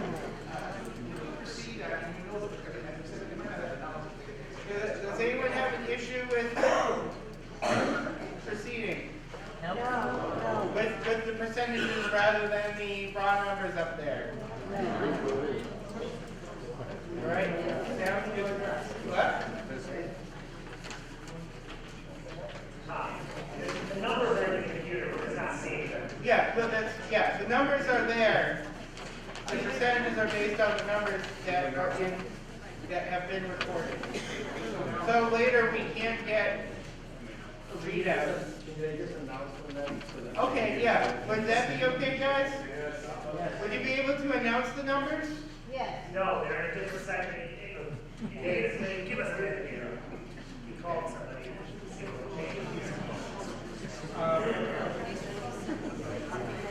We have a request to proceed. Second.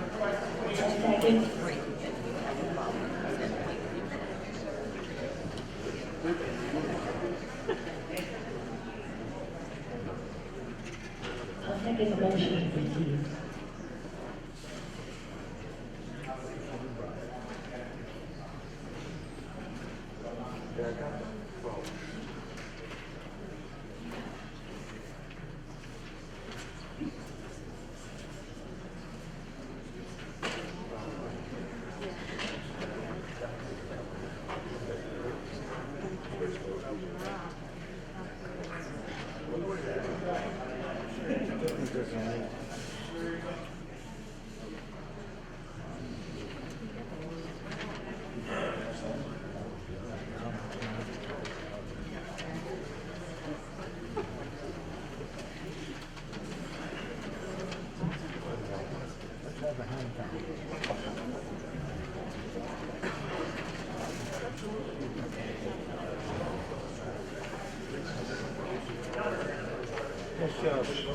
Okay, I'm going to do this the old-fashioned way. If anyone's opposed to proceeding with the percentages rather than the numbers, please say aye. All right, looks like we can proceed with the percentages. So Article 20. Captain Schofield, 135 Blackstone Street, author of Article 20. I move to amend the town amendments general bylaws as follows. Chapter 3, Duties of Town Officers, Section 12. No elected members of the Select Board or Planning Board shall be appointed to or otherwise serve on the Conservation Committee or Zoning Board of Appeals, either as a member or an alternate member. Second. Okay, discussion. My name is Kathy Schofield. I would like to be as brief as possible regarding this article. I served on the Master Planning Committee back in 2016 and again now in 2022. I learned and continue to learn a lot about our community and the people who live here. We should all be aware that the town of Mendon, like so many other communities in the Commonwealth, is in the path of a surge of growth and development. We were made aware of this years ago, but did not address it, and have, in my opinion, have lost valuable time to prepare. Things are coming at us faster, and it's already difficult to keep up with the influx. Like any other community, we need the input and vision of members in our community who can bring new ideas and solutions to the table. What is missing in Mendon, in my opinion, is a broader spectrum of representatives. Those who do not have a financial stake in the game, but who can bring valuable insight and balance coming in from a different perspective. Being able to recognize and incorporate the needs of the community, the average homeowner, can be difficult to see when your expertise is in business and building. It is also difficult to steer completely away from perceived or potential conflicts of interest when making decisions regarding variances, etc., for fellow friends and developers. Few of us can accomplish this, and it is far more difficult to say no if you're in a position of working with them. The number of decisions, unfavorable decisions, continues to grow. These oversights and allowances have left the town to call in the state to help remedy the problems they've created. It has also forced homeowners to run to the Attorney General's office for help, and some are left with no recourse than to seek legal assistance, and some have even moved. This bylaw will allow a balance of powers between the boards so that the same people will not be pushing for a project they want by serving on several boards. And in addition, it will allow more eyes to look at these projects and see them from different perspectives. We create bylaws to protect the people who live here, whose biggest investment is most likely in their home, and who may end up suffering consequences that they never anticipated. Our job as servants in this community is to protect the interests of the people who live here, and as a result, carry the largest burden of taxes. It is also our job to seek better opportunities to improve the tax base by working towards planned growth that has the least negative impact on the people who live here. It's also our job to seek new voices who can help our community, not discourage them or drive them out. I ask you to support this article in order to help our community grow and change in a positive and productive way, and to bring new ideas and solutions we have yet to embrace in our community. Thank you.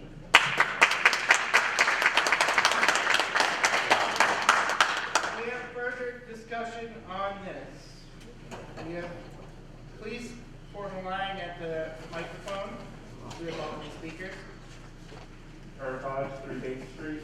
I'm in favor of this article. I think that we can better serve ourselves by having greater diversification across our committees, and that means having no duplicate members across them. Moreover, I think this article speaks to having greater transparency and accountability for our elected officials.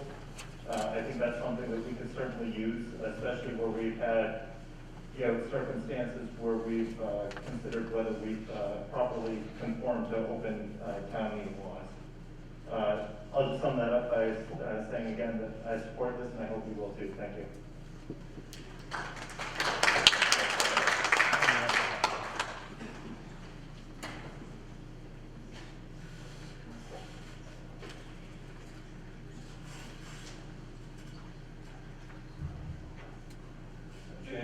Cleveland, Lafayette.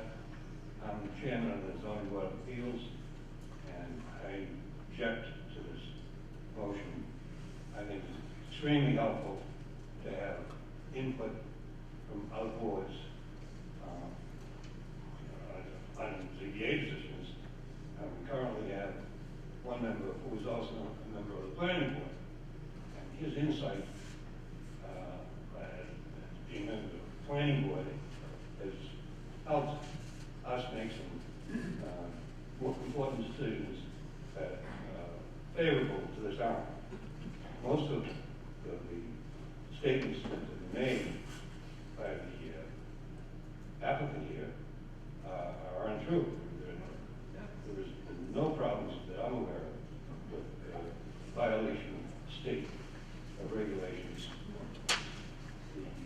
I think it's very important boards be allowed to get input from the planning board, from the zoning board, or the board of selectmen. Thank you.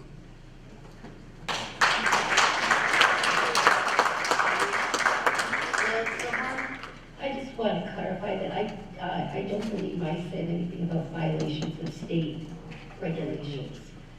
It's just forced several homeowners to have to approach the state and get assistance.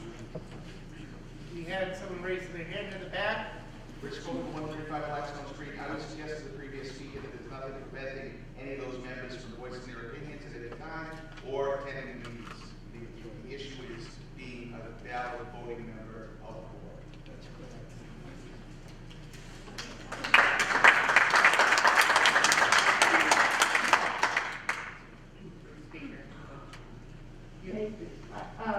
Actually, Joyce Gilmore, 18th Street. I agree with the previous speaker. I didn't know he was going to say that, but I spent many, many years on the Board of Health in this town, and I always talked to other people on the board, different boards, and had advice from them, but I wouldn't expect them to be on the board because I think you need to have separation of that. And Mr. Cardy, I have great respect for him as well, but I think that you can get the advice without having them be on your board. I think that's a very important separation.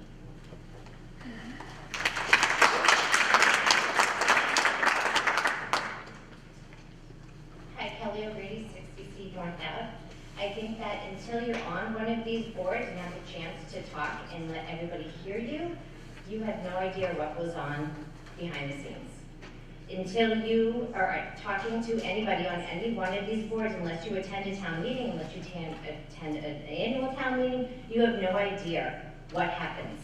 And until you sit there and you actually talk about and have the discussions about what is going on in town, you have no idea until you hear from any of these people that sit on this board, or any of the boards.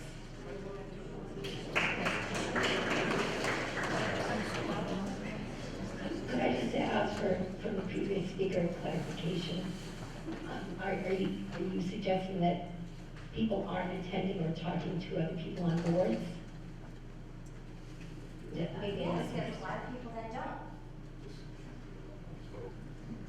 Yeah, and there are a lot of people that do as well. Like to share.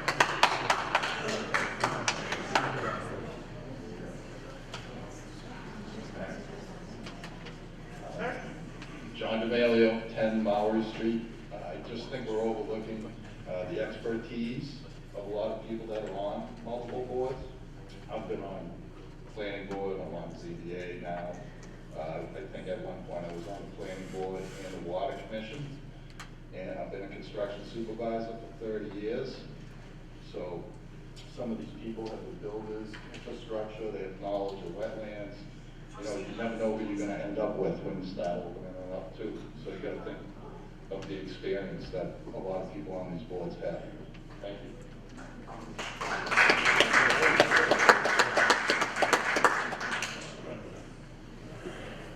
So I'm starting to hear the comments are repeating themselves. So if you don't have something to say that hasn't already been said, please refrain because it is getting late. Eric College through Bay Street.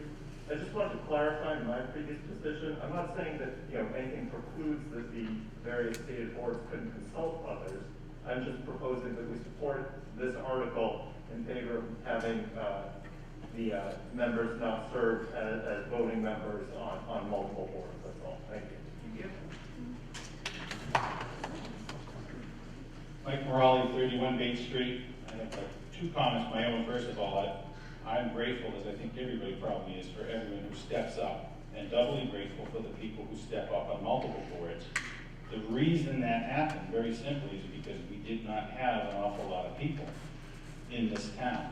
I mean, I went to my first one of these meetings in 1975 when I was a 12-year-old Boy Scout, and there were less than 1,000 people in town. And at that time, you just couldn't get enough people to fill out on all the boards and committees. But that's not the case any longer. You know, we've got over 6,000 people, close to 7,000 and growing. And I don't think anybody who's on two boards really wants to be on two boards. They have been because, frankly, there just weren't enough people to fill them all in. What I would say that someone else made a comparison. I think this is a good food for thought, that the select board and the planning board, which are the two that we're talking about here, are elected boards. And they really carry out the bylaws and the laws of the state. The zoning board of appeals is just that. It's an appeal for zoning rules. And the idea that that's a judicial decision, rather than, you know, an executive decision, really suggests, a comparison was made to me of the governor appointing himself on the Supreme Court. And that was made to me, and I can't get that out of my head. So although, like I said, I'm grateful, I don't believe anything is going on nefarious, I think it would be a better idea if there was a separation from planning and ZBA and the select board from ZBA and conservation, and planning and conservation, because they're all looking at the same project from different angles. And again, it's a matter of an appeal. And I think it would be a better idea for people to have different sets of eyes. And I think it's a valid point. I just wanted to bring that up.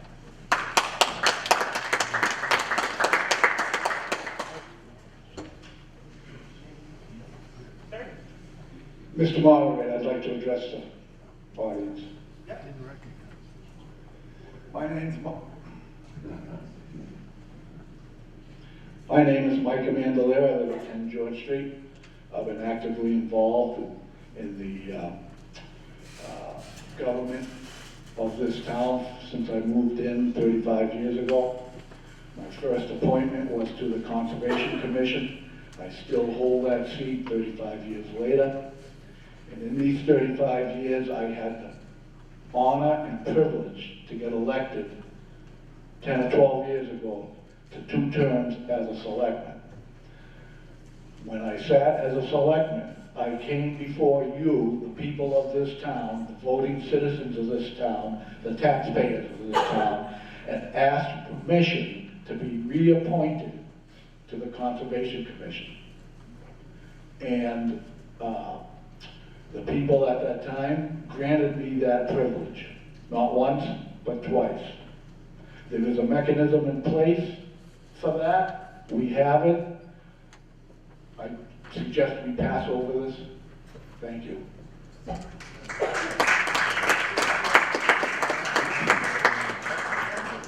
Lonnie Tenio, 60C North Ave. So what we have here is this is a very targeted adjustment here, where we're talking about, if you're on the planning board, you can't be on the ZBA, but it's okay to be the moderator and be on the ZBA, or it's okay to be the moderator and be on the economic development.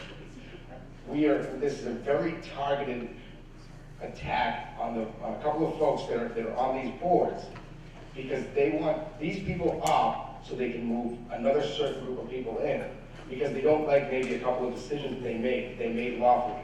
We're hearing opinions about what's wrong. They're just that, they're opinions.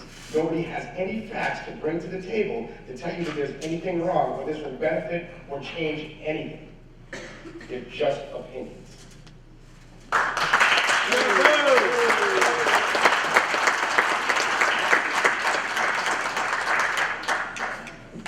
I'd just like to address the previous speaker, Kathy Schofield, 135 Blackstone Street. These are not based on opinions.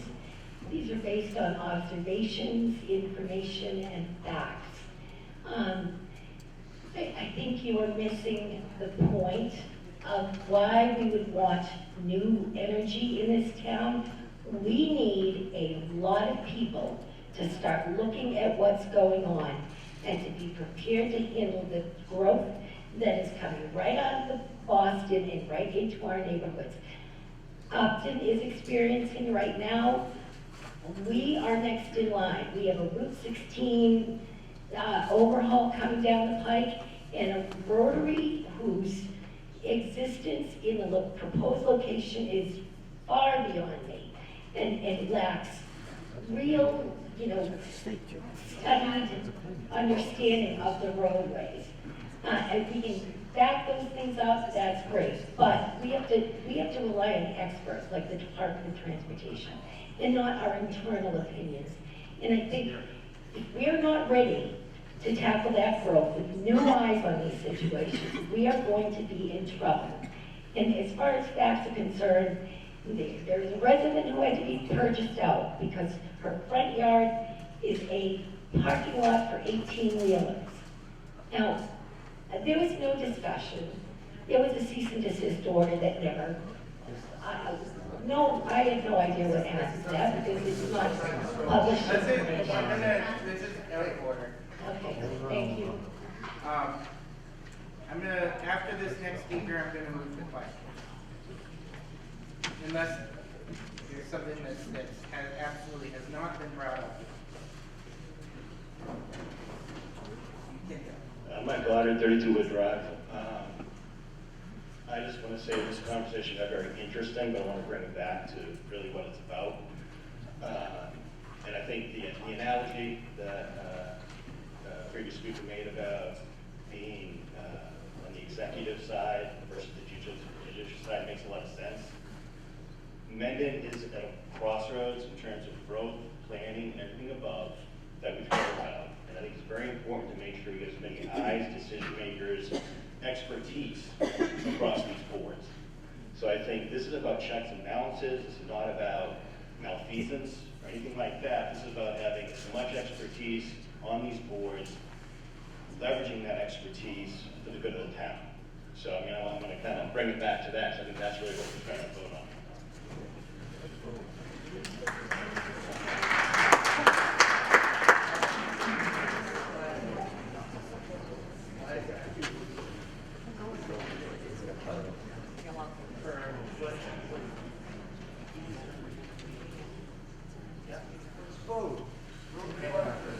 Well, so do we have any other discussion? Mr. Moderator? Yep. Laurie Sweet, 50 Milford Street. Yep.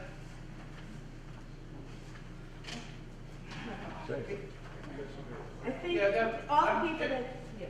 Sorry, I'm just gonna add, we have people lining up at the microphone to speak. I'll wait. Oh, wait, okay, sorry. Let us speak. Thank you. I admire everybody that steps up for this town, I do, and I know it's a lot of work, and people don't get paid enough. But it's just as if you're at work, and you work for a guy, and have a problem with this guy, and you have to have a complaint. But the HR department is his mother, or his wife, or his sister, okay? It doesn't get you far. I don't have this problem now, but when I first came to this town, I had a problem with one of the boards.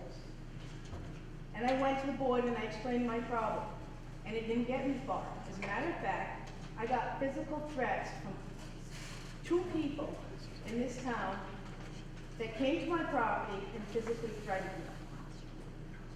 What was I supposed to do with that? I went to the selectmen. The problem is that some of the people on one board were on the selectmen board. So my complaint got heard, but it didn't go far because it was the same group of people. Again, I'm not saying I had the problem. I'm not saying there was anything that was done incorrectly. The problem is that you want the people that are hearing the complaint about the lower board not to be the same committee. They should be different people. So you get a fair evaluation.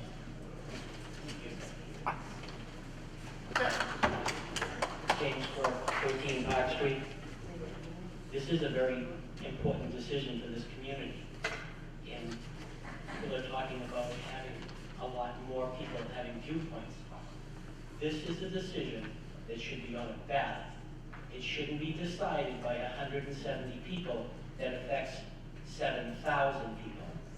This should be on a ballot, not decided today. Let's pass over this article.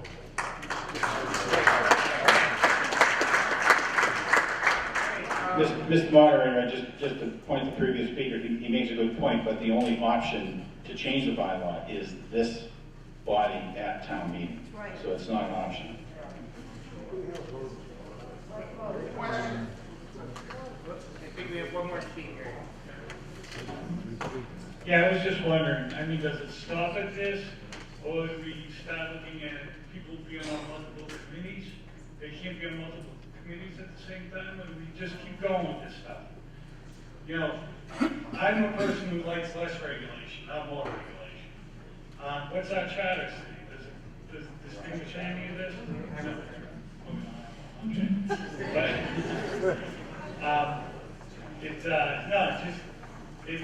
once you start to go down this road, we'll just continue. Next year we'll have another one up, and then following year we'll have another one. Do we have anything, someone brought up a point of order that I can't move the question without a 2/3 vote per town meeting time. So I am going to ask, if you don't have a new point of discussion, please refrain.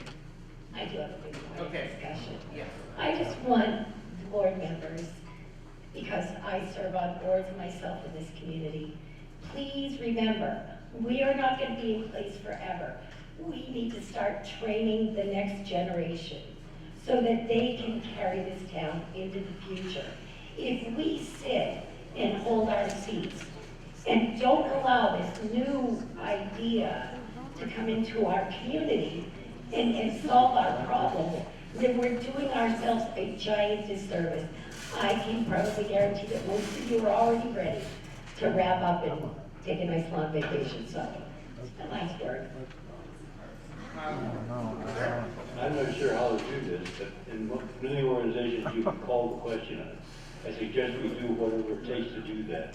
Yeah, so if we have no more discussion, I'm going to call the question right now. All right. Open the vote. The vote is open.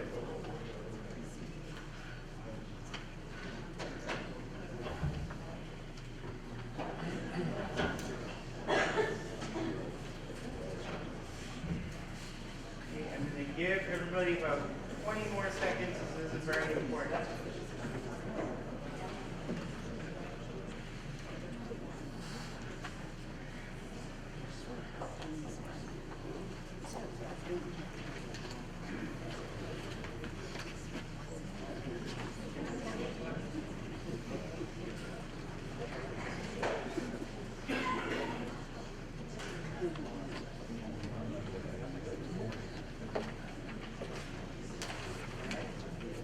All right, I am going to close the vote.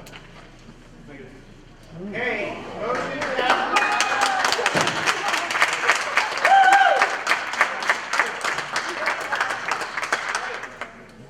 Article 21, citizens petition.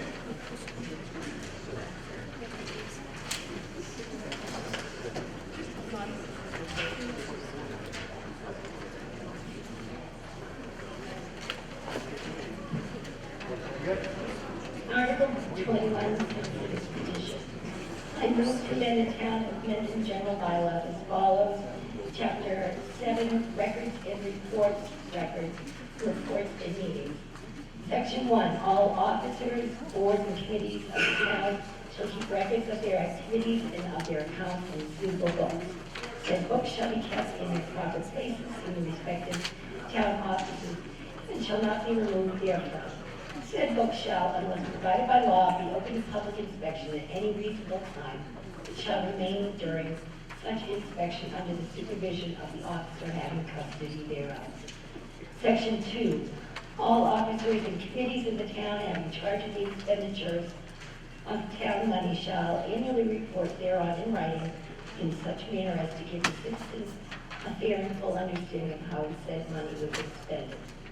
Section 3, the annual town report shall contain, in addition to the reports of the officers and committees, the official record of the annual town meeting and the official record of any special meetings of the town held during the year, as well as such other matters as may be inserted by the select board under the discretion granted them by law. And the last item.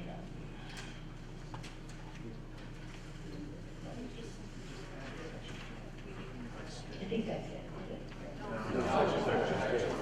Section 4 is the new one.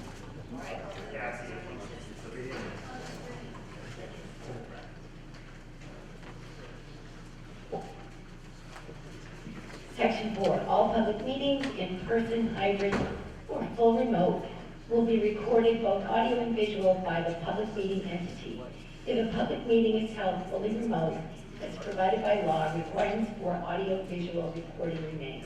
Town meetings are exempt from open meeting law requirements under Massachusetts general law. Great, we have a second. All right, discussion. Discussion. So 2 years ago, we approved the recording of meetings, boards and committees, and this is really just pulling everything together into the bylaw, that there is accountability, and we're all aware of how we're going to proceed from here on forward. Do we have discussion, further discussion, questions, comments? Sir?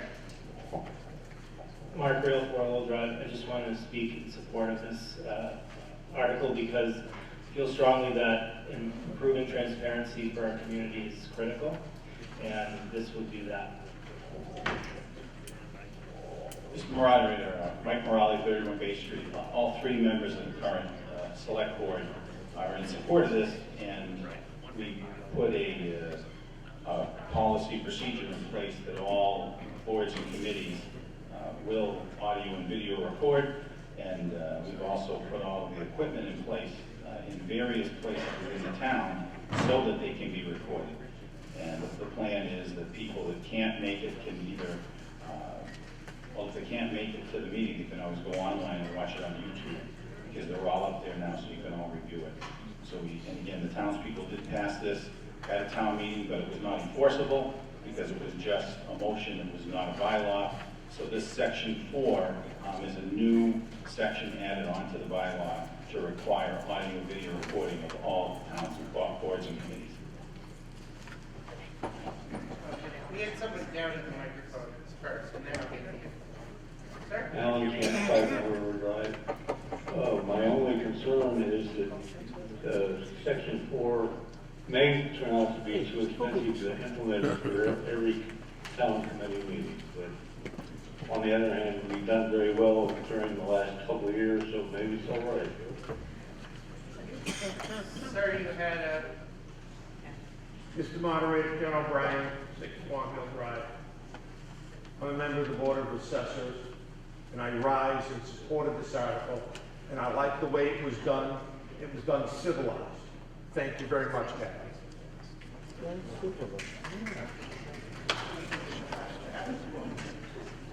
All right, any other discussion? Otherwise, I'm going to open the vote. All right. Vote is open.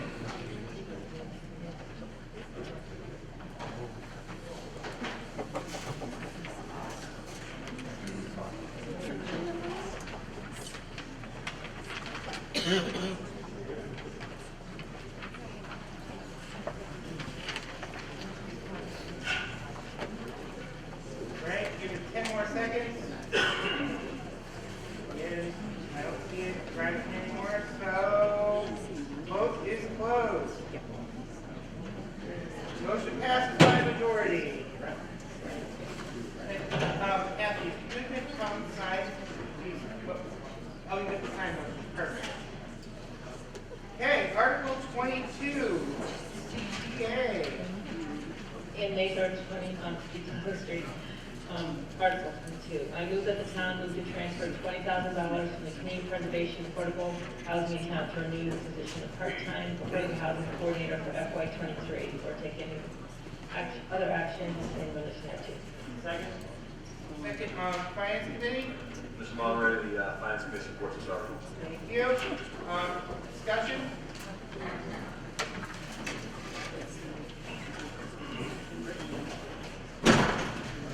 This is a position that we're renewing. We do this every year. All right, thank you. Any further questions, comments? Otherwise, I'm going to open the vote. Okay, vote is open.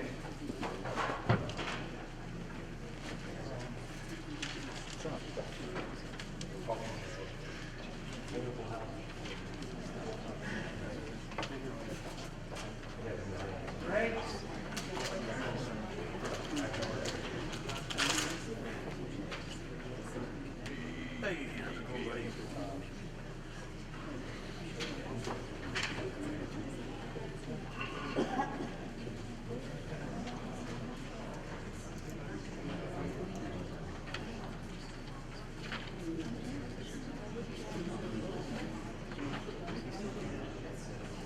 All right, I'm going to close the vote. All right, passes by majority. Article 23. I move that the town vote to transfer $135,255 from the Community Preservation, Historical Preservation account and the Community Preservation Budget Reserve account to fund the FY23 police station debt exclusion or to take any other action in relation thereto. Second. Okay. Finance Committee. Mr. Moderator, the Finance Committee supports this article. Thank you. Discussion. It's to pay off the police station debt. Any further questions, comments? All right, I'm going to open the vote.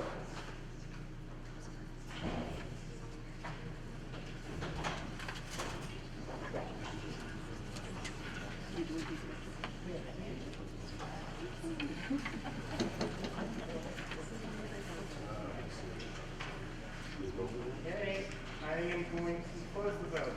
Oops. Hold off on that, actually.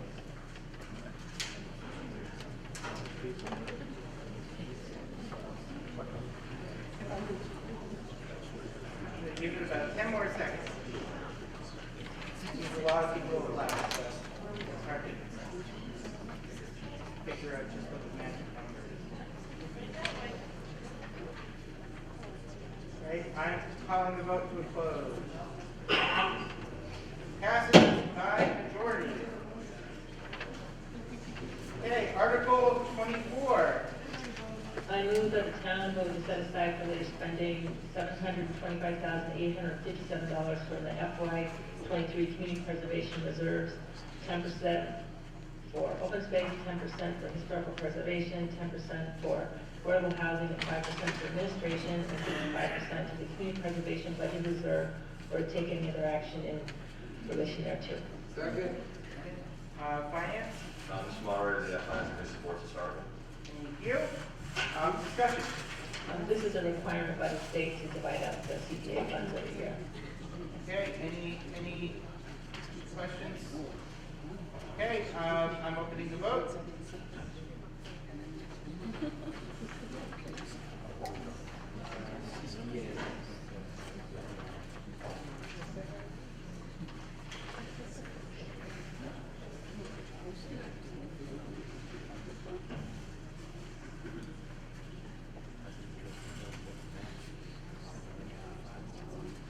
Okay, I'm going to give it about 5 more seconds.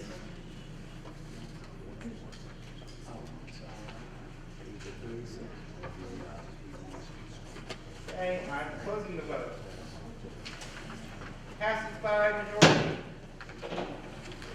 Okay, Article 25. I move that the town vote to transfer $300,000 from the Community Preservation Budget Reserve account to fund the renovations at the Mendon Town Beach or to take any other action in relation thereto. Okay, we have a second. Second. Finance. Mr. Moderator, the Finance Committee supports this article. Thank you. All right, discussion.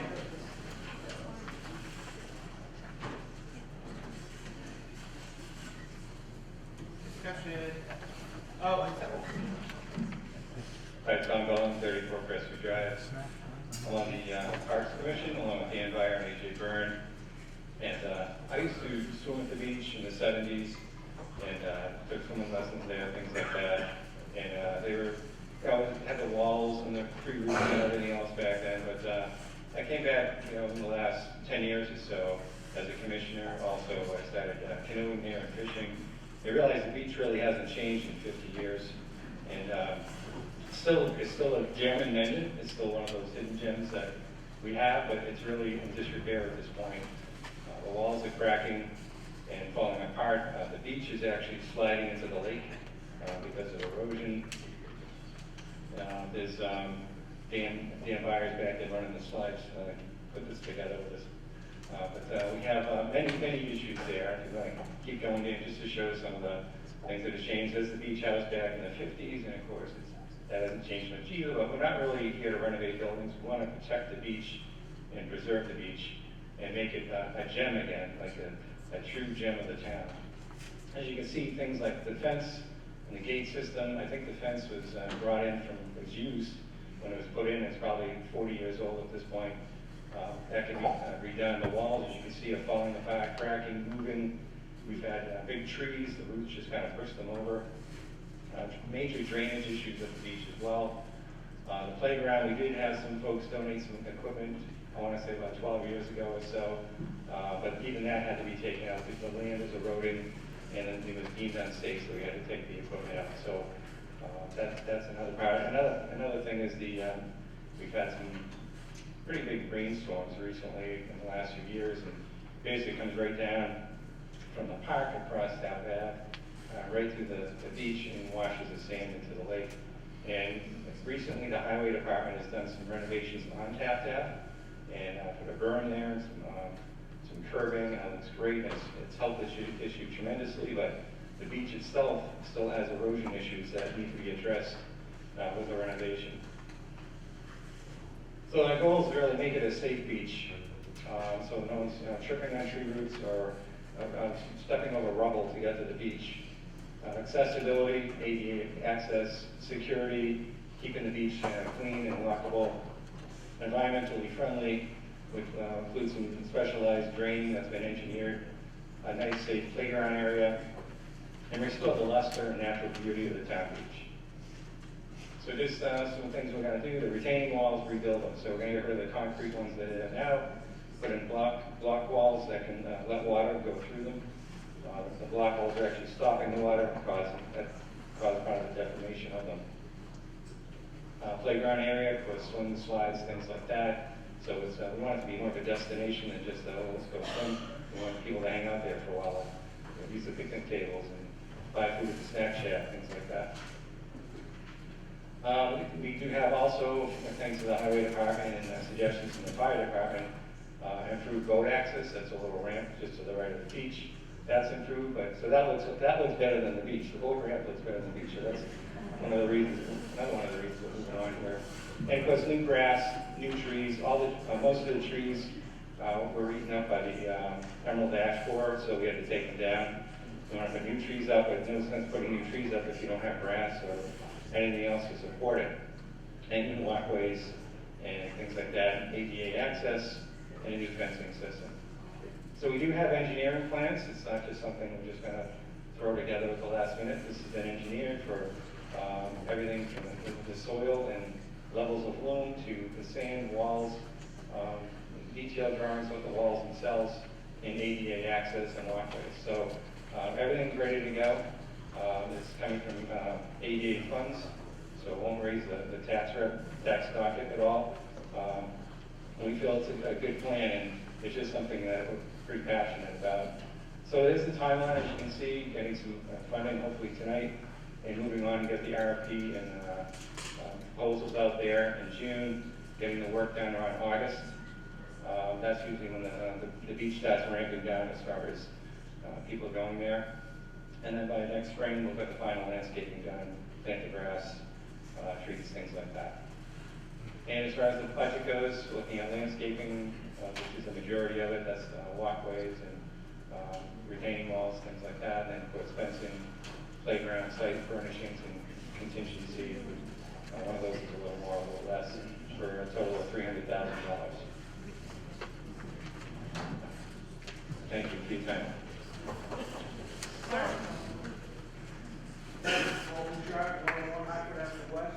I totally agree with this gentleman, 100%. I grew up on Taft Avenue, 1948, and it used to be a gym at one time. And yes, it is in major disrepair. And I think that's where I saw my first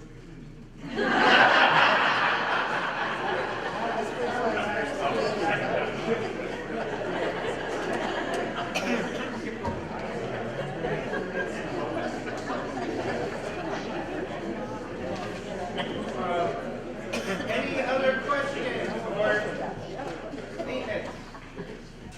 Otherwise, I'm going to open the vote. Sorry. Did I get a recommendation on the? Okay, okay, just making sure. All right, vote is open.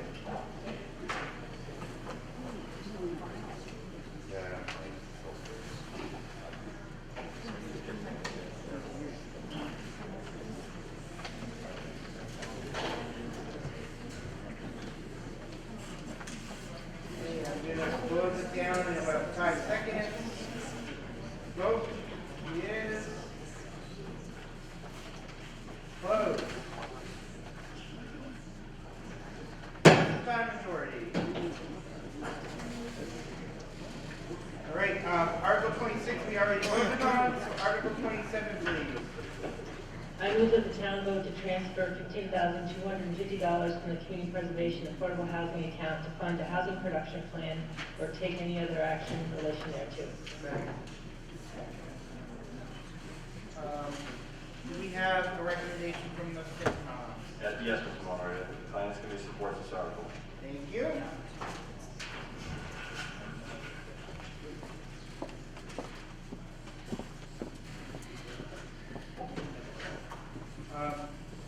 Okay, discussion. A housing production plan, the one we have right now is expired. And what it is sort of like a master plan or an open space and recreation plan, but it's focused on affordable housing. And it gives the town sort of, information on statistics and what the town has, what the town needs, and goals to, reach in terms of like affordable housing. And it also, when you have a housing production plan, it gives you access to grant money. And the money is because the Central Mass Regional Planning Commission will be helping us with the plan. Thank you. Any questions? Okay, I am going to open the vote.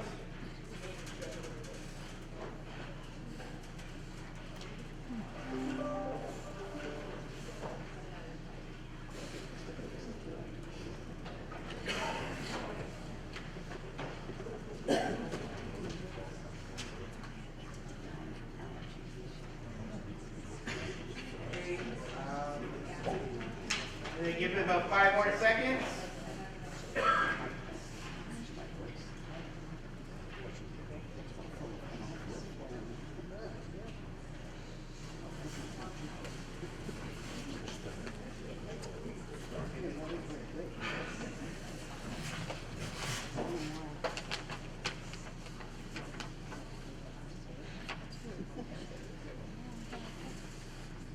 Okay, I'm closing the vote. Majority. Okay, Article 28, please.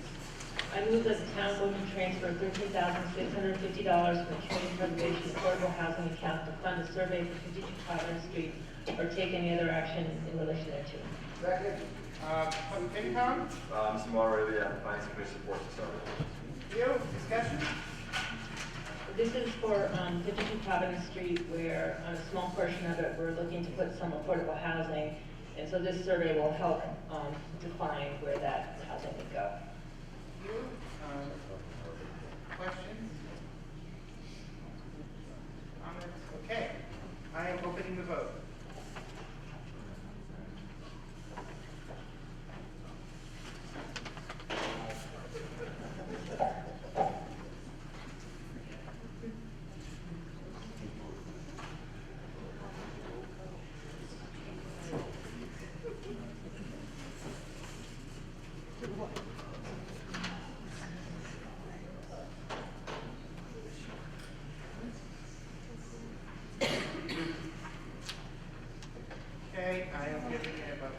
seconds.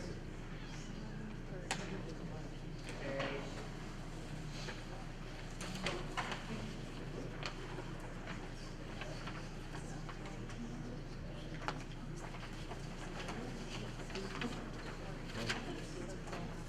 I feel like somebody wait till I say 5 more seconds and you start voting. That's okay.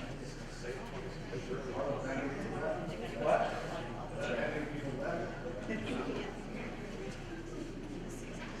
All right, I'm closing the vote now. Tax authority.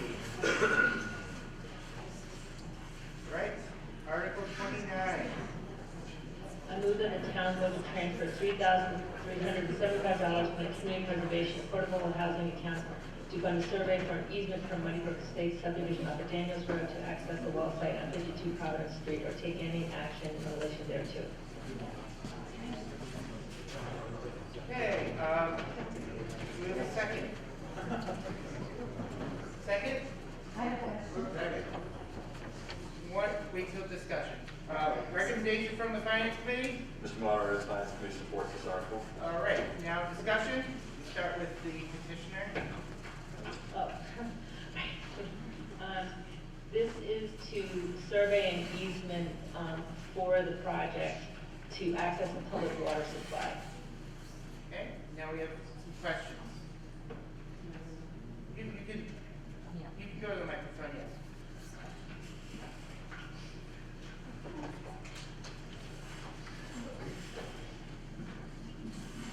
Hello, my name is Barbara Clark. I live at 7 Daniels Road.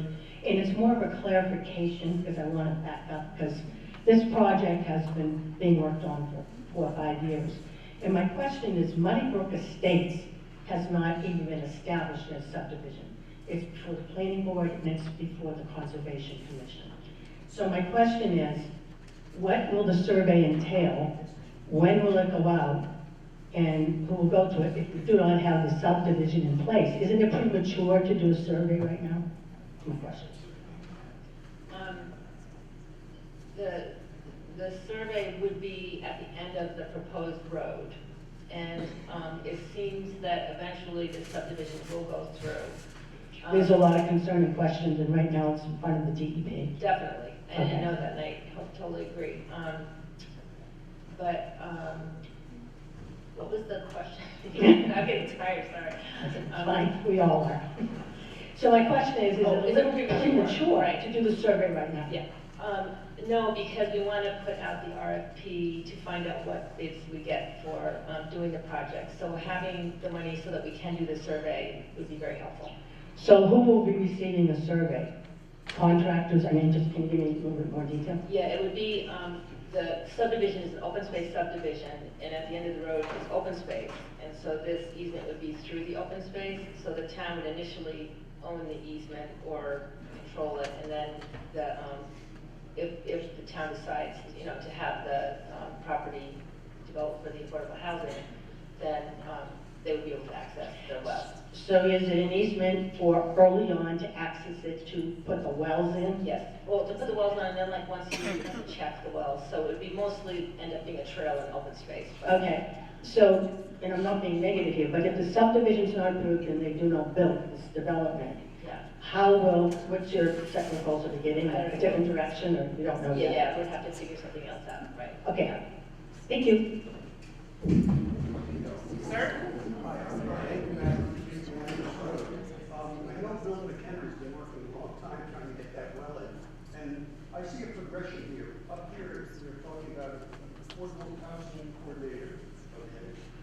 Transfer some funds to affordable housing, housing production plan.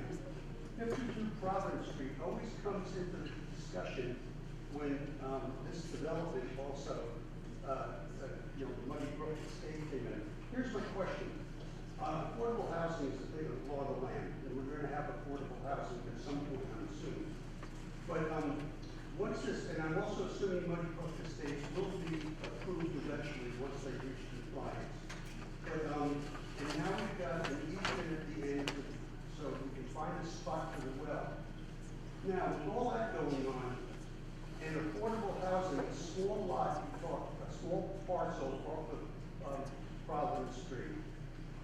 what will the access to the affordable housing be from Providence Street, or are you gonna punch through that end of the cul-de-sac with Muddy Brook Estates? No, the access would be on Providence Street, and the easement's very defined that it's only to access the well, period. Okay. Yeah. All right, because that would be a real concern for Yeah. people out in the area. All right, thank you. Dan Meyer, 102 Providence Street, just to also address the previous speaker, by putting a well in, part of that is going to involve what's called a Zone 1, that's protection of the wellhead. Nothing can go there, no roads, no nothing. So in essence, by siting that well, that will stop anything from ever encroaching on that area, at least where the wellhead is. Any other questions? Okay, I'm opening the vote.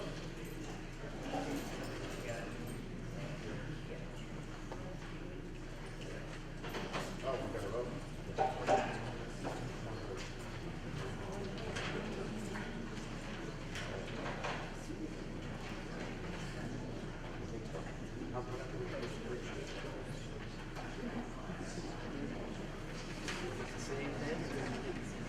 Okay, 5 seconds.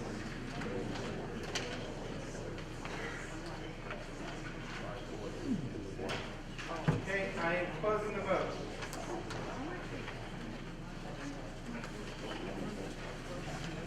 Passed by majority. Okay, Article 30, Board of Assessors. Yeah, sorry.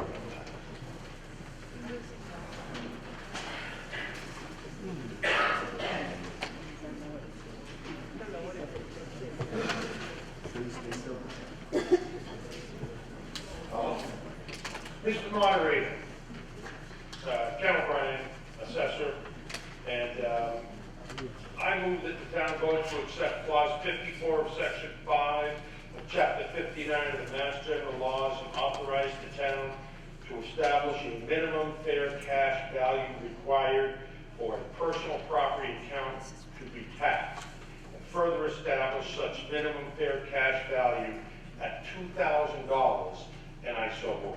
Second. Okay, Frank, did you weigh in on this one? No. All right. Discussion? Mr. Moderator, we have 3 kinds of tax in town. Excise tax on your car, real estate on your house, and if you own a business, you pay personal property tax on all of your operating equipment and stuff like that. Where this recommendation is to establish a minimum amount of $2,000 of value of your property, and above will be taxed. 2,000 below will not be. Now, FYI, this past year, the amount of tax that we did collect under $2,000 was $137. So the amount of time and effort to go into collecting $137 is a bit more than that. Thank you. Any questions? Any other questions? Alan Kent, 5 Moderators Drive. If you want this by law not to have to change in 50 years, wouldn't you like to put a escalator clause like the cost of living index or something in it? Not at this time. Okay. Sir. It's only one thing about Bicycle Street. Can I presume that, the number was set by not just analyzing those numbers, but also seeing how, when you slide it up beyond 2,000, it must be some kind of curve you went by to decide that was the right number, not more. That is correct. Thank you. We did. Thank you. Right, I'm gonna open the vote. Can I get your motion? Sure can.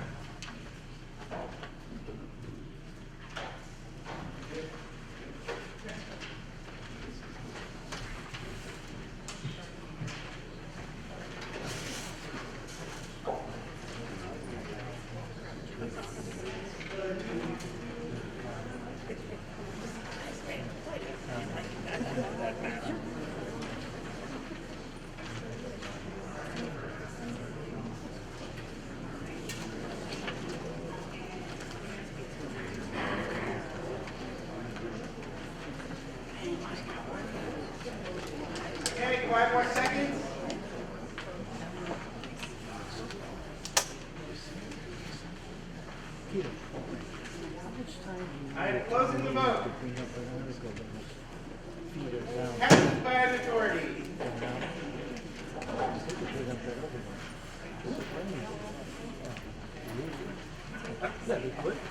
Okay, Article 31, Local Historic District.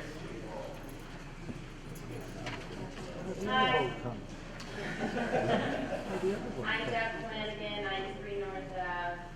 As the chair of the Historic District Commission, I'd like to move the town votes to pass over Article 31. Second. Do you have a second motion? Right. Otherwise, the other one would be second. Okay. All right. Do we have a second? Second. Thank you. Discussion after. Thank you. Discussion? Yep. So, essentially, in respect to Article 31, we recently discovered an in-depth process to expand our pre-existing historic district to a portion of Washington Street and also a single estate at 6 Gates. So while the report was submitted successfully to the state in advance, the report should have also been submitted to the planning board at least 60 days prior to our hearing, which was held this past Tuesday. So due to this accidental oversight, we have decided to withdraw this article based on both the positive and negative feedback we received during our public hearing. We have decided to revise our study report and resubmit required filings through the appropriate channels. We hope to bring a more favorable expansion study report to the November meeting. Thank you. Further questions? Otherwise, I'm opening the vote. Vote open.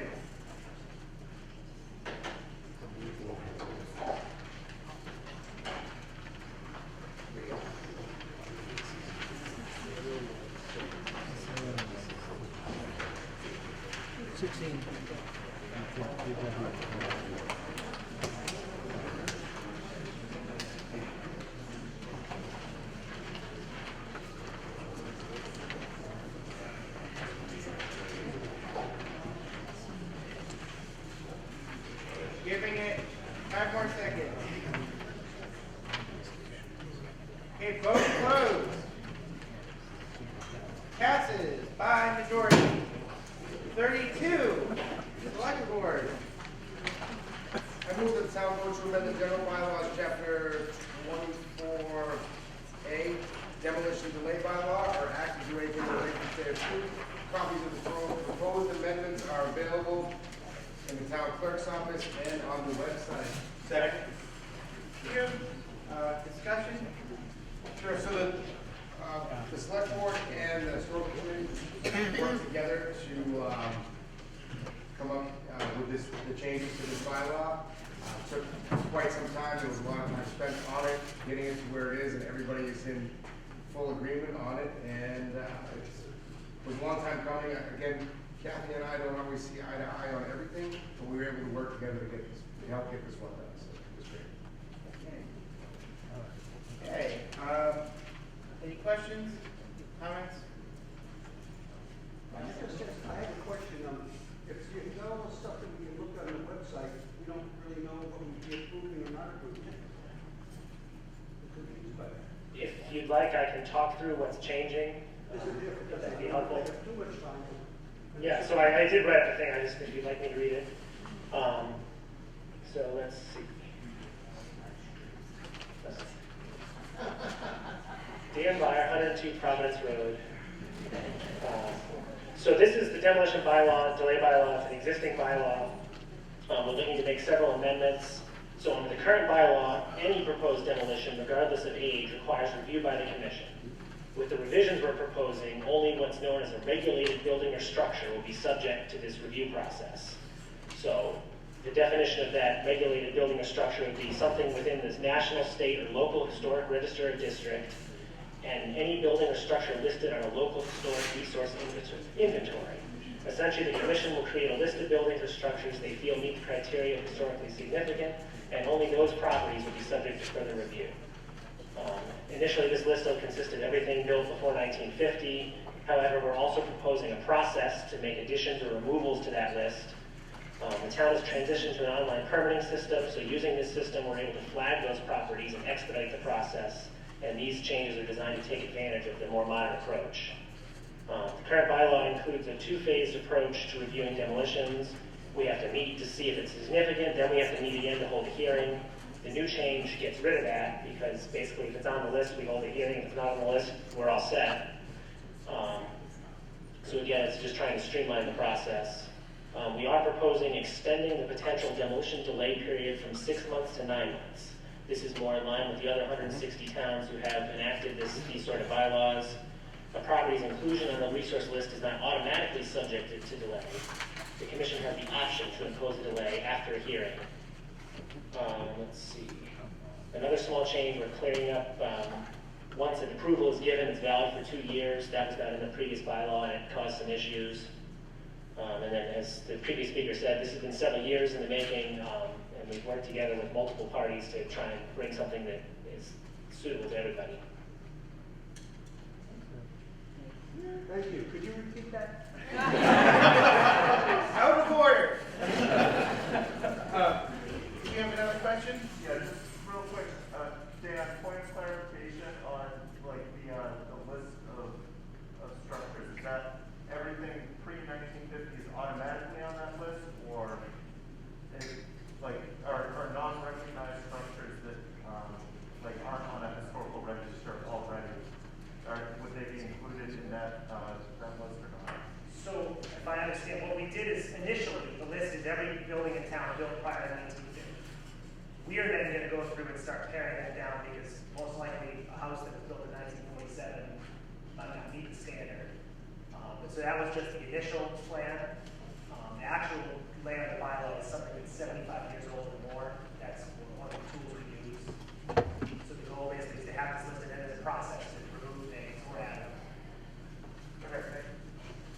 Just one more clarification. There's also, if your house lands on this list and you don't want it on the list, you can go right away to the committee and have it removed, or have it, if there's any significance to it. So that's another mechanism. Right. I'm gonna open the vote.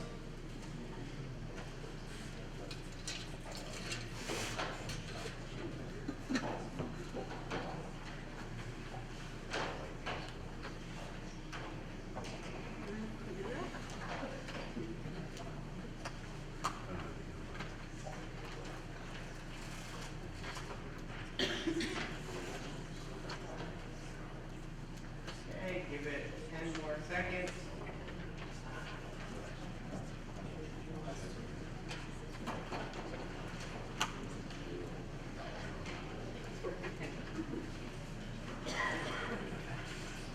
Okay, I'm closing the vote.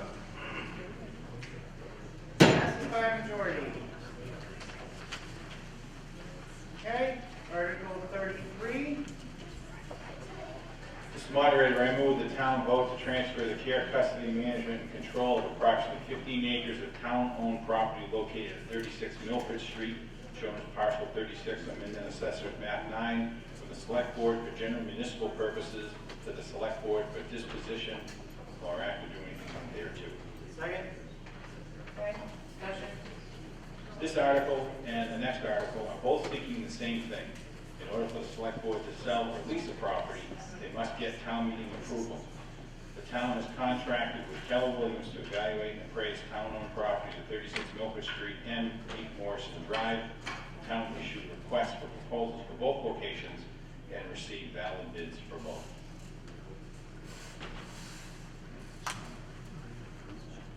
Mr. Moderator? Yes. Jack Hunter, Town Planner. I can expand on that a little bit. We did go out to bid. I think we're gonna, we'll do Milford first. No. This is the one we're talking about. Milford is on the other side of, what's it, Moneybrook? Is that Moneybrook? And we had come to town meeting in the fall to change the zoning to the left of that property. There's a triangle of property, about 17 acres, that the selectmen asked to see if there's any value to it. And there's some question about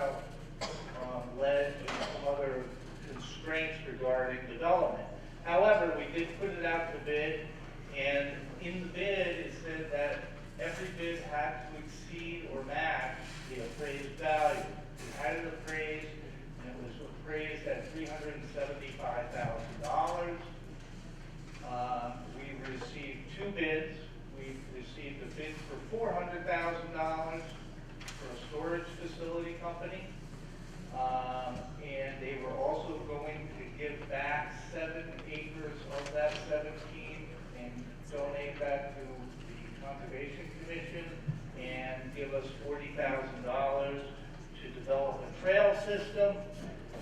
The other bid was for the company that did the solar panels in the back, Amoresco, and they are offering $40,000 a year for a lease for 20 years, or $45,000 for a lease for 25 years.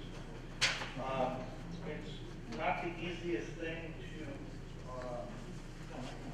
or compare apples and oranges, but we talked to the assessor and some other comps that we did. And for the solar panels for $40,000 a year for 20 years, plus taxes, which is about $30,000 a year, the town would recoup about $1.5 million. And the town would retain ownership. The other bidder, Patriot Holdings, again, $400,000 bid. We would be selling the property, and we guesstimate about $2.5 million for escalated taxes, the $400,000 to purchase, and $40,000 to develop the trails. And so I think we got 2 qualified bids.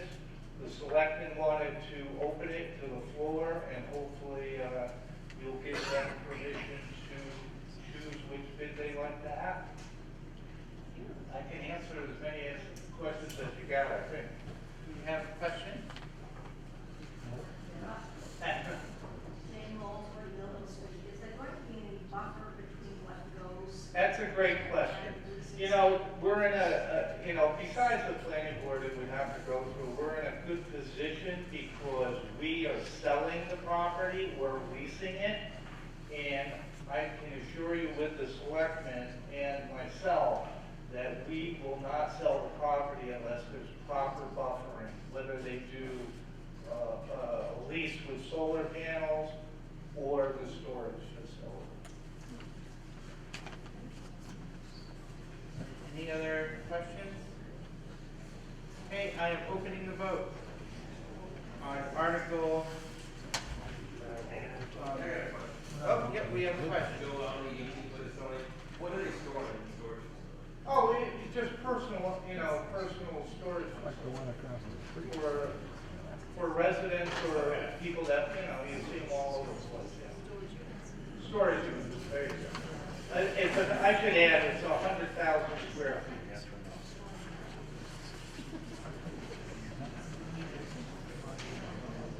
Okay, any others? Okay, I am opening the vote on Article 33.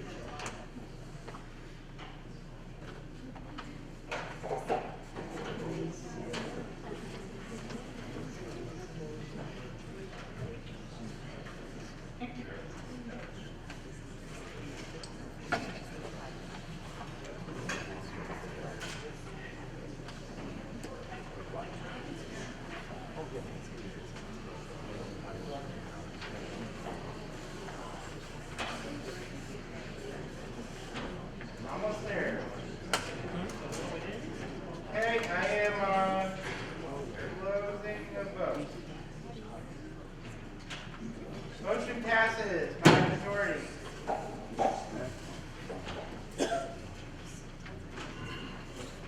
Okay, Article 34. Related to do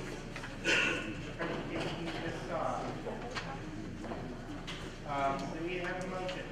Mr. Moderator, I move the town vote to transfer the care, custody, management, and control of approximately 10 acres of town-owned property located at 8 Morrison Drive, shown as parcel 188 on amended assessors map 8, from the select board for general municipal purposes to the select board for disposition or after I do anything there too. Second. Discussion? Again, as the previous, this is, yeah, Jack, please. This is the same situation, but we should explain. This is 8 Morrison is probably about 17, 18 acres total. The fire station is there. Everybody probably knows in the back, there's a shell of a building that was intended to be a police station, never completed. There's a partially completed septic system and a well. The selectmen also asked if that could be put out to bid to see what kind of value. And again, the minimum bid would be the appraised value. Appraised value came in at $570,000. We received 2 bids. One was from Pro Storage Inc., but not for a storage company. They wanted to do a marijuana cultivation facility, but they only bid $300,000. And council told us that's not a valid bid because they didn't meet the appraised value. The second bid is from Route 58 Corporation, and they bid, I always get this screwed up, $571,007.17. You can see why I get it screwed up. And so that bid is a valid bid. And they plan on doing commercial and professional office.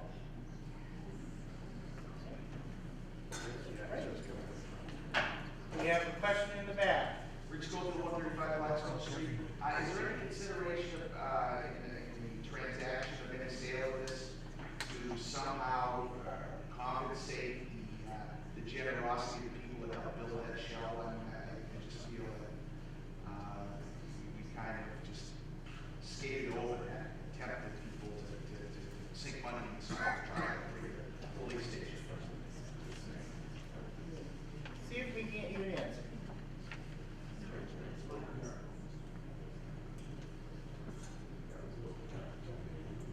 What? No. Yeah, that's actually a good point. That's beyond the scope of what we're discussing here today. We're talking about transferring it to be sold or leased. That can be discussed when we actually have an offer or talking about that. Yep.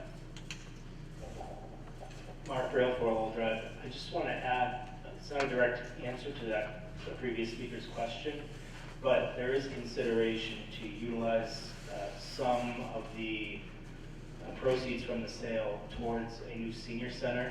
And so that would be kind of recognizing the contributions that were made to construct this shell building and applying it to another project that betters our community.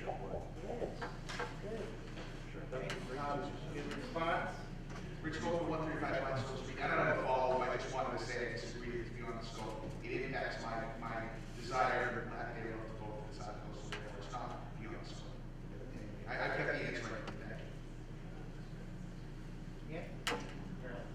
Dan Meyer, 100 Providence Street. I'd like to know, what is the actual sale price of this property going to be? I guess I read through the bid, and I'm not going to get into it, but I guess I want to be clear. How much money is the town going to receive for this property? The town council has told us the bid is $571,001.17, and that's what we're selling it for. Thank you. Mike Rager, 16 Colonial Drive. And we looked at the year-on-year tax revenue differences we received between the cultivation facility and the law offices, and does one financially work out better than the other? Well, we didn't, only because the marijuana facility wasn't a legal bid. We would have if they were, then we could compare them, but no, we didn't. I guess that seems questionable math to me. I'd rather look at the long-term benefits for the town financially versus the short-term benefits of the sale. Well, I understand what you're saying. We couldn't entertain an illegal bid at that time. Or not illegal, inappropriate bid. Because, we set the terms, right? So we could. No, we have to go back out to bid. We can't negotiate with them. I know what you're trying to say. Okay. We aren't legally allowed to sell a property below the appraised value. Okay.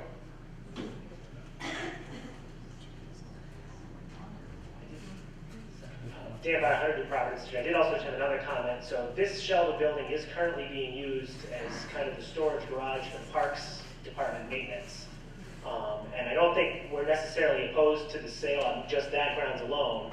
However, if we dispose of that building, we are going to need to find another solution for that equipment. So I just want people to be aware that's just something that's going to be factored into this decision. After Lake Town, 51 Noble Street. I just have a question. Is the fire station on the land that will be sold? Or is that? I can't No, really the tell. land will be subdivided. If you see that little blue dot and Okay. that line there, and Gotcha, so it'd be, to the south. okay, thank you for the clarification. Any other? Mike Singer, 60C North Ave, just to speak to the previous speaker's question. We've already discussed, building in the parks, the houses, equipment, was in question, and we will find temporary housing for it until that, we can accomplish building that space. Thank you. Okay, any other questions, comments, concerns? Otherwise, I'm moving, open the vote. Vote is open.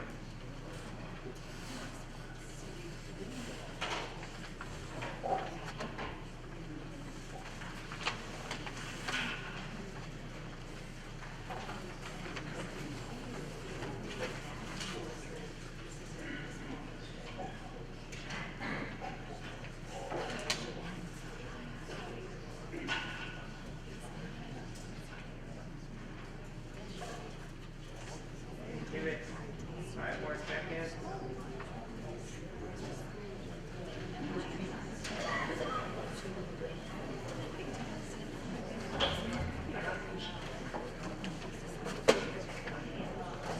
Okay, I am closing the vote. Motion passes by a majority. Okay, Article 35. Select Board.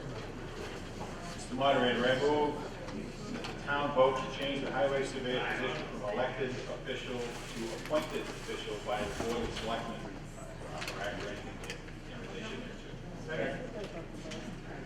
Discussion? The highway surveyor position manages a budget of $1 million. The position is complex, requires many areas of knowledge beyond just roads.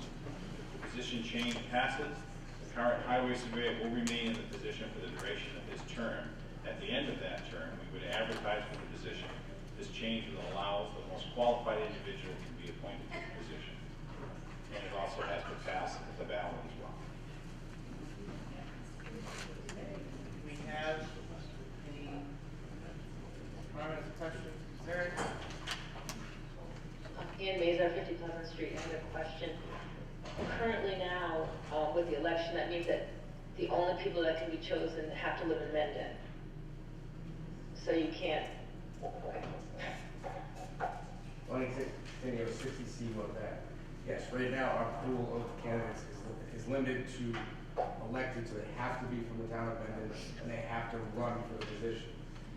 And that really limits the pool, whereas now, I didn't really want to get into too long a thing about this, but it's a good point that, you know, when it was probably about 30 years ago, is Alan here? Probably about 30 years ago, when Alan was first elected to the highway department, that things were way different then.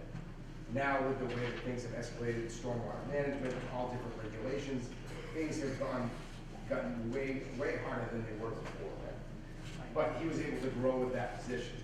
Now to replace Alan, and it's almost irreplaceable because he knows the ins and outs of Mendon Road so well, and all the drainage systems and everything, that to just elect, say I ran for highway surveyor, I have no business being a highway surveyor, right? I could maybe tell you half the roads out in town. Actually, ask somebody to why you are here. But so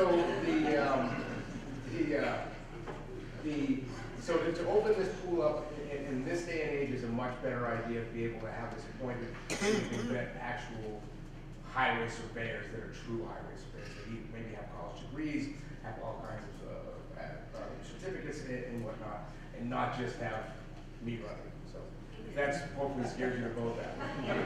And we're going to go to ballot. We're really here tonight to ask you to bring it to ballot because that's where we should really be making this decision. Coleman, 27 Providence Street, will you be opening that up outside of the town? I think that was one of the questions. That was Oh, that was, I'm sorry. Oh, of course we would be opening up to Yes. outside the town. Yes, Okay. absolutely. Thank you. Yeah? At Page Road, 55 Millville Street, I think this is a very bad idea. I don't agree with taking any more elected positions and making them appointed. Takes power away from the voters. I worked in the town hall for the better part of the last 30, 40 years, and I can say that the voters are much better at choosing officials than the select board.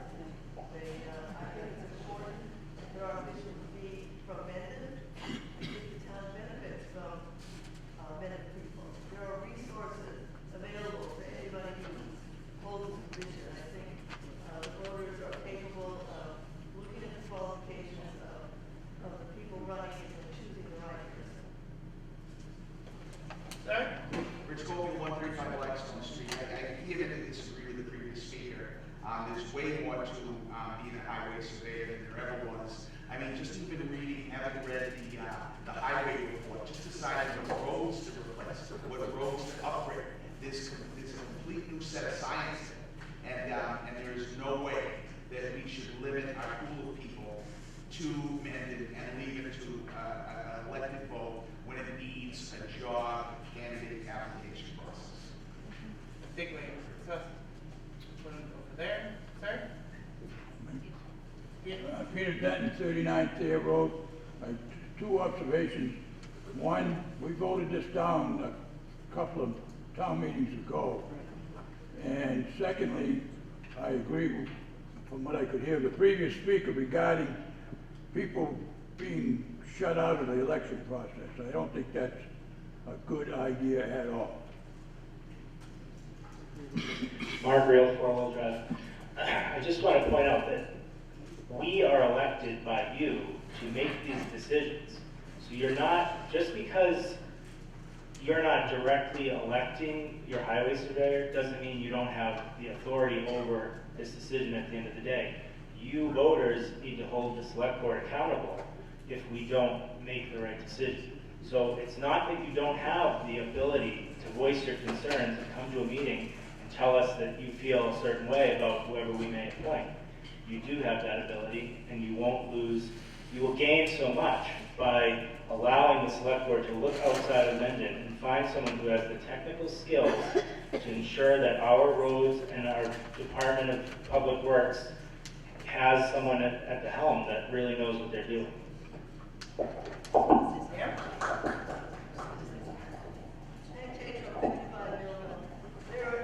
There is no guarantee that the selectmen will choose a better person than the voters will elect. You get somebody from out of town, they may be here for a couple of years, and then they're off to a bigger town, more money. I think a person who's from in, there are resources available to them, state agencies, professional development, groups of highway surveyors. There are resources available for them to run the job. I believe that it's important that Mendon people are the Mendon officials. Are these, is this a new point? New point? Okay. Rich Gold, 135 Blackstone Street, Mendon. Then by that logic, perhaps we should put our town administrator on the vote. Maybe we should. That is out of order. Outside the scope of this question. Any other comments? I'm gonna go right into the vote. Okay. Vote is open.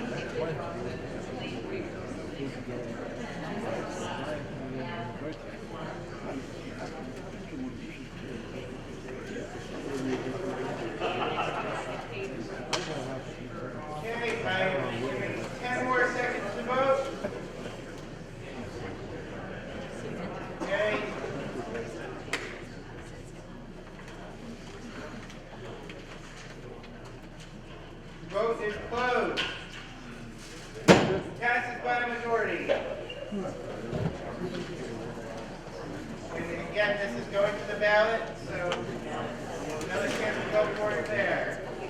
Okay, Article 36. Mr. Moderator, I move that we pass over this article. Second. Discussion? Not ready. Okay, sounds good. Yes, absolutely. Hi, Michaela Fair, 31 Brookview Lane. I live on that street. If you pass over this, the next time you vote on it will be when, November? Yes. Okay, so my concern is that I'm on the board of trustees, and I don't think by November that will give us adequate enough time to. Sorry. Sorry, why do you think 60 on that? We can keep putting it on the warrant until you are. We put them on the pencil. No, you're not understanding what I'm saying. Sorry. We have to get bids to do snow removal in the neighborhood on that street. So by November, for you guys, we will have to. So get where I'm coming from. I just have a question. So I understand what you're saying. So you're saying that you're gonna have to get bids. We won't have another town meeting until then, and it's not ready to be voted on tonight, so we don't have to. Okay. Oh, the engineer's the person bringing the road acceptance done. The engineering's not done. From GLM, there's outstanding stuff. I don't know who's actually. That's the engineer. Can planning speak to this? I can speak to that, Jack. We had Alan, the highway supervisor, and our engineer, Graves Engineering, inspect the road, and there was a long laundry list of things to get done that have not been done, or have not been completed. So until that list is zero, we can't bring it to you. But we can keep trying. And the developer knows that. They're aware of it. Yeah, I'm in touch with him too. Yeah, there's stuff that needs to be done. Okay, my concern is for the residents that live in the neighborhood. We're gonna have to raise our HOA fee, you know what I mean? And with all those new units, I think like cumulative with all the taxes, you guys get over $100,000 of tax money for the people that moved in there. But I can tell you 60 on that. I feel you play it. The people on Kinsley feel the same way. They've had their own road for, how many people live there? Okay. So. That's probably shouldn't be deliberating because that's not going to be talked to offline. Okay, thanks. Oh yeah, it's actually done. All right, any other comments? Moving to a vote. Why is it up to vote if there's Jake Burns, there's one for Julian? Why is it up to vote if there's no option? Well, I'm not saying 60 North Ave.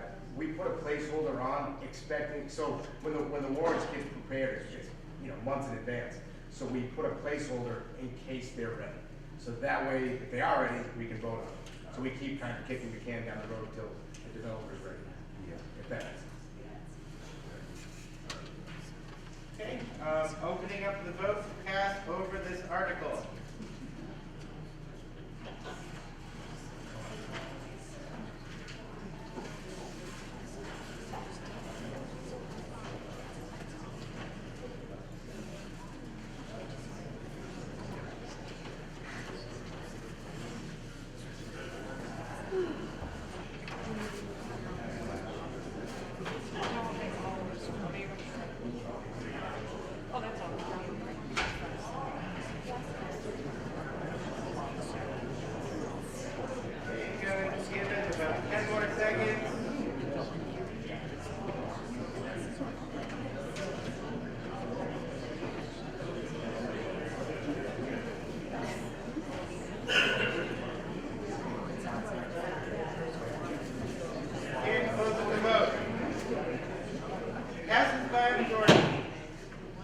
Okay, Article 37. Mr. Moderator, I move that we pass over Article 37. Second. Okay, discussion? Not ready. Not ready. All right. Any on this? Okay, opening the vote.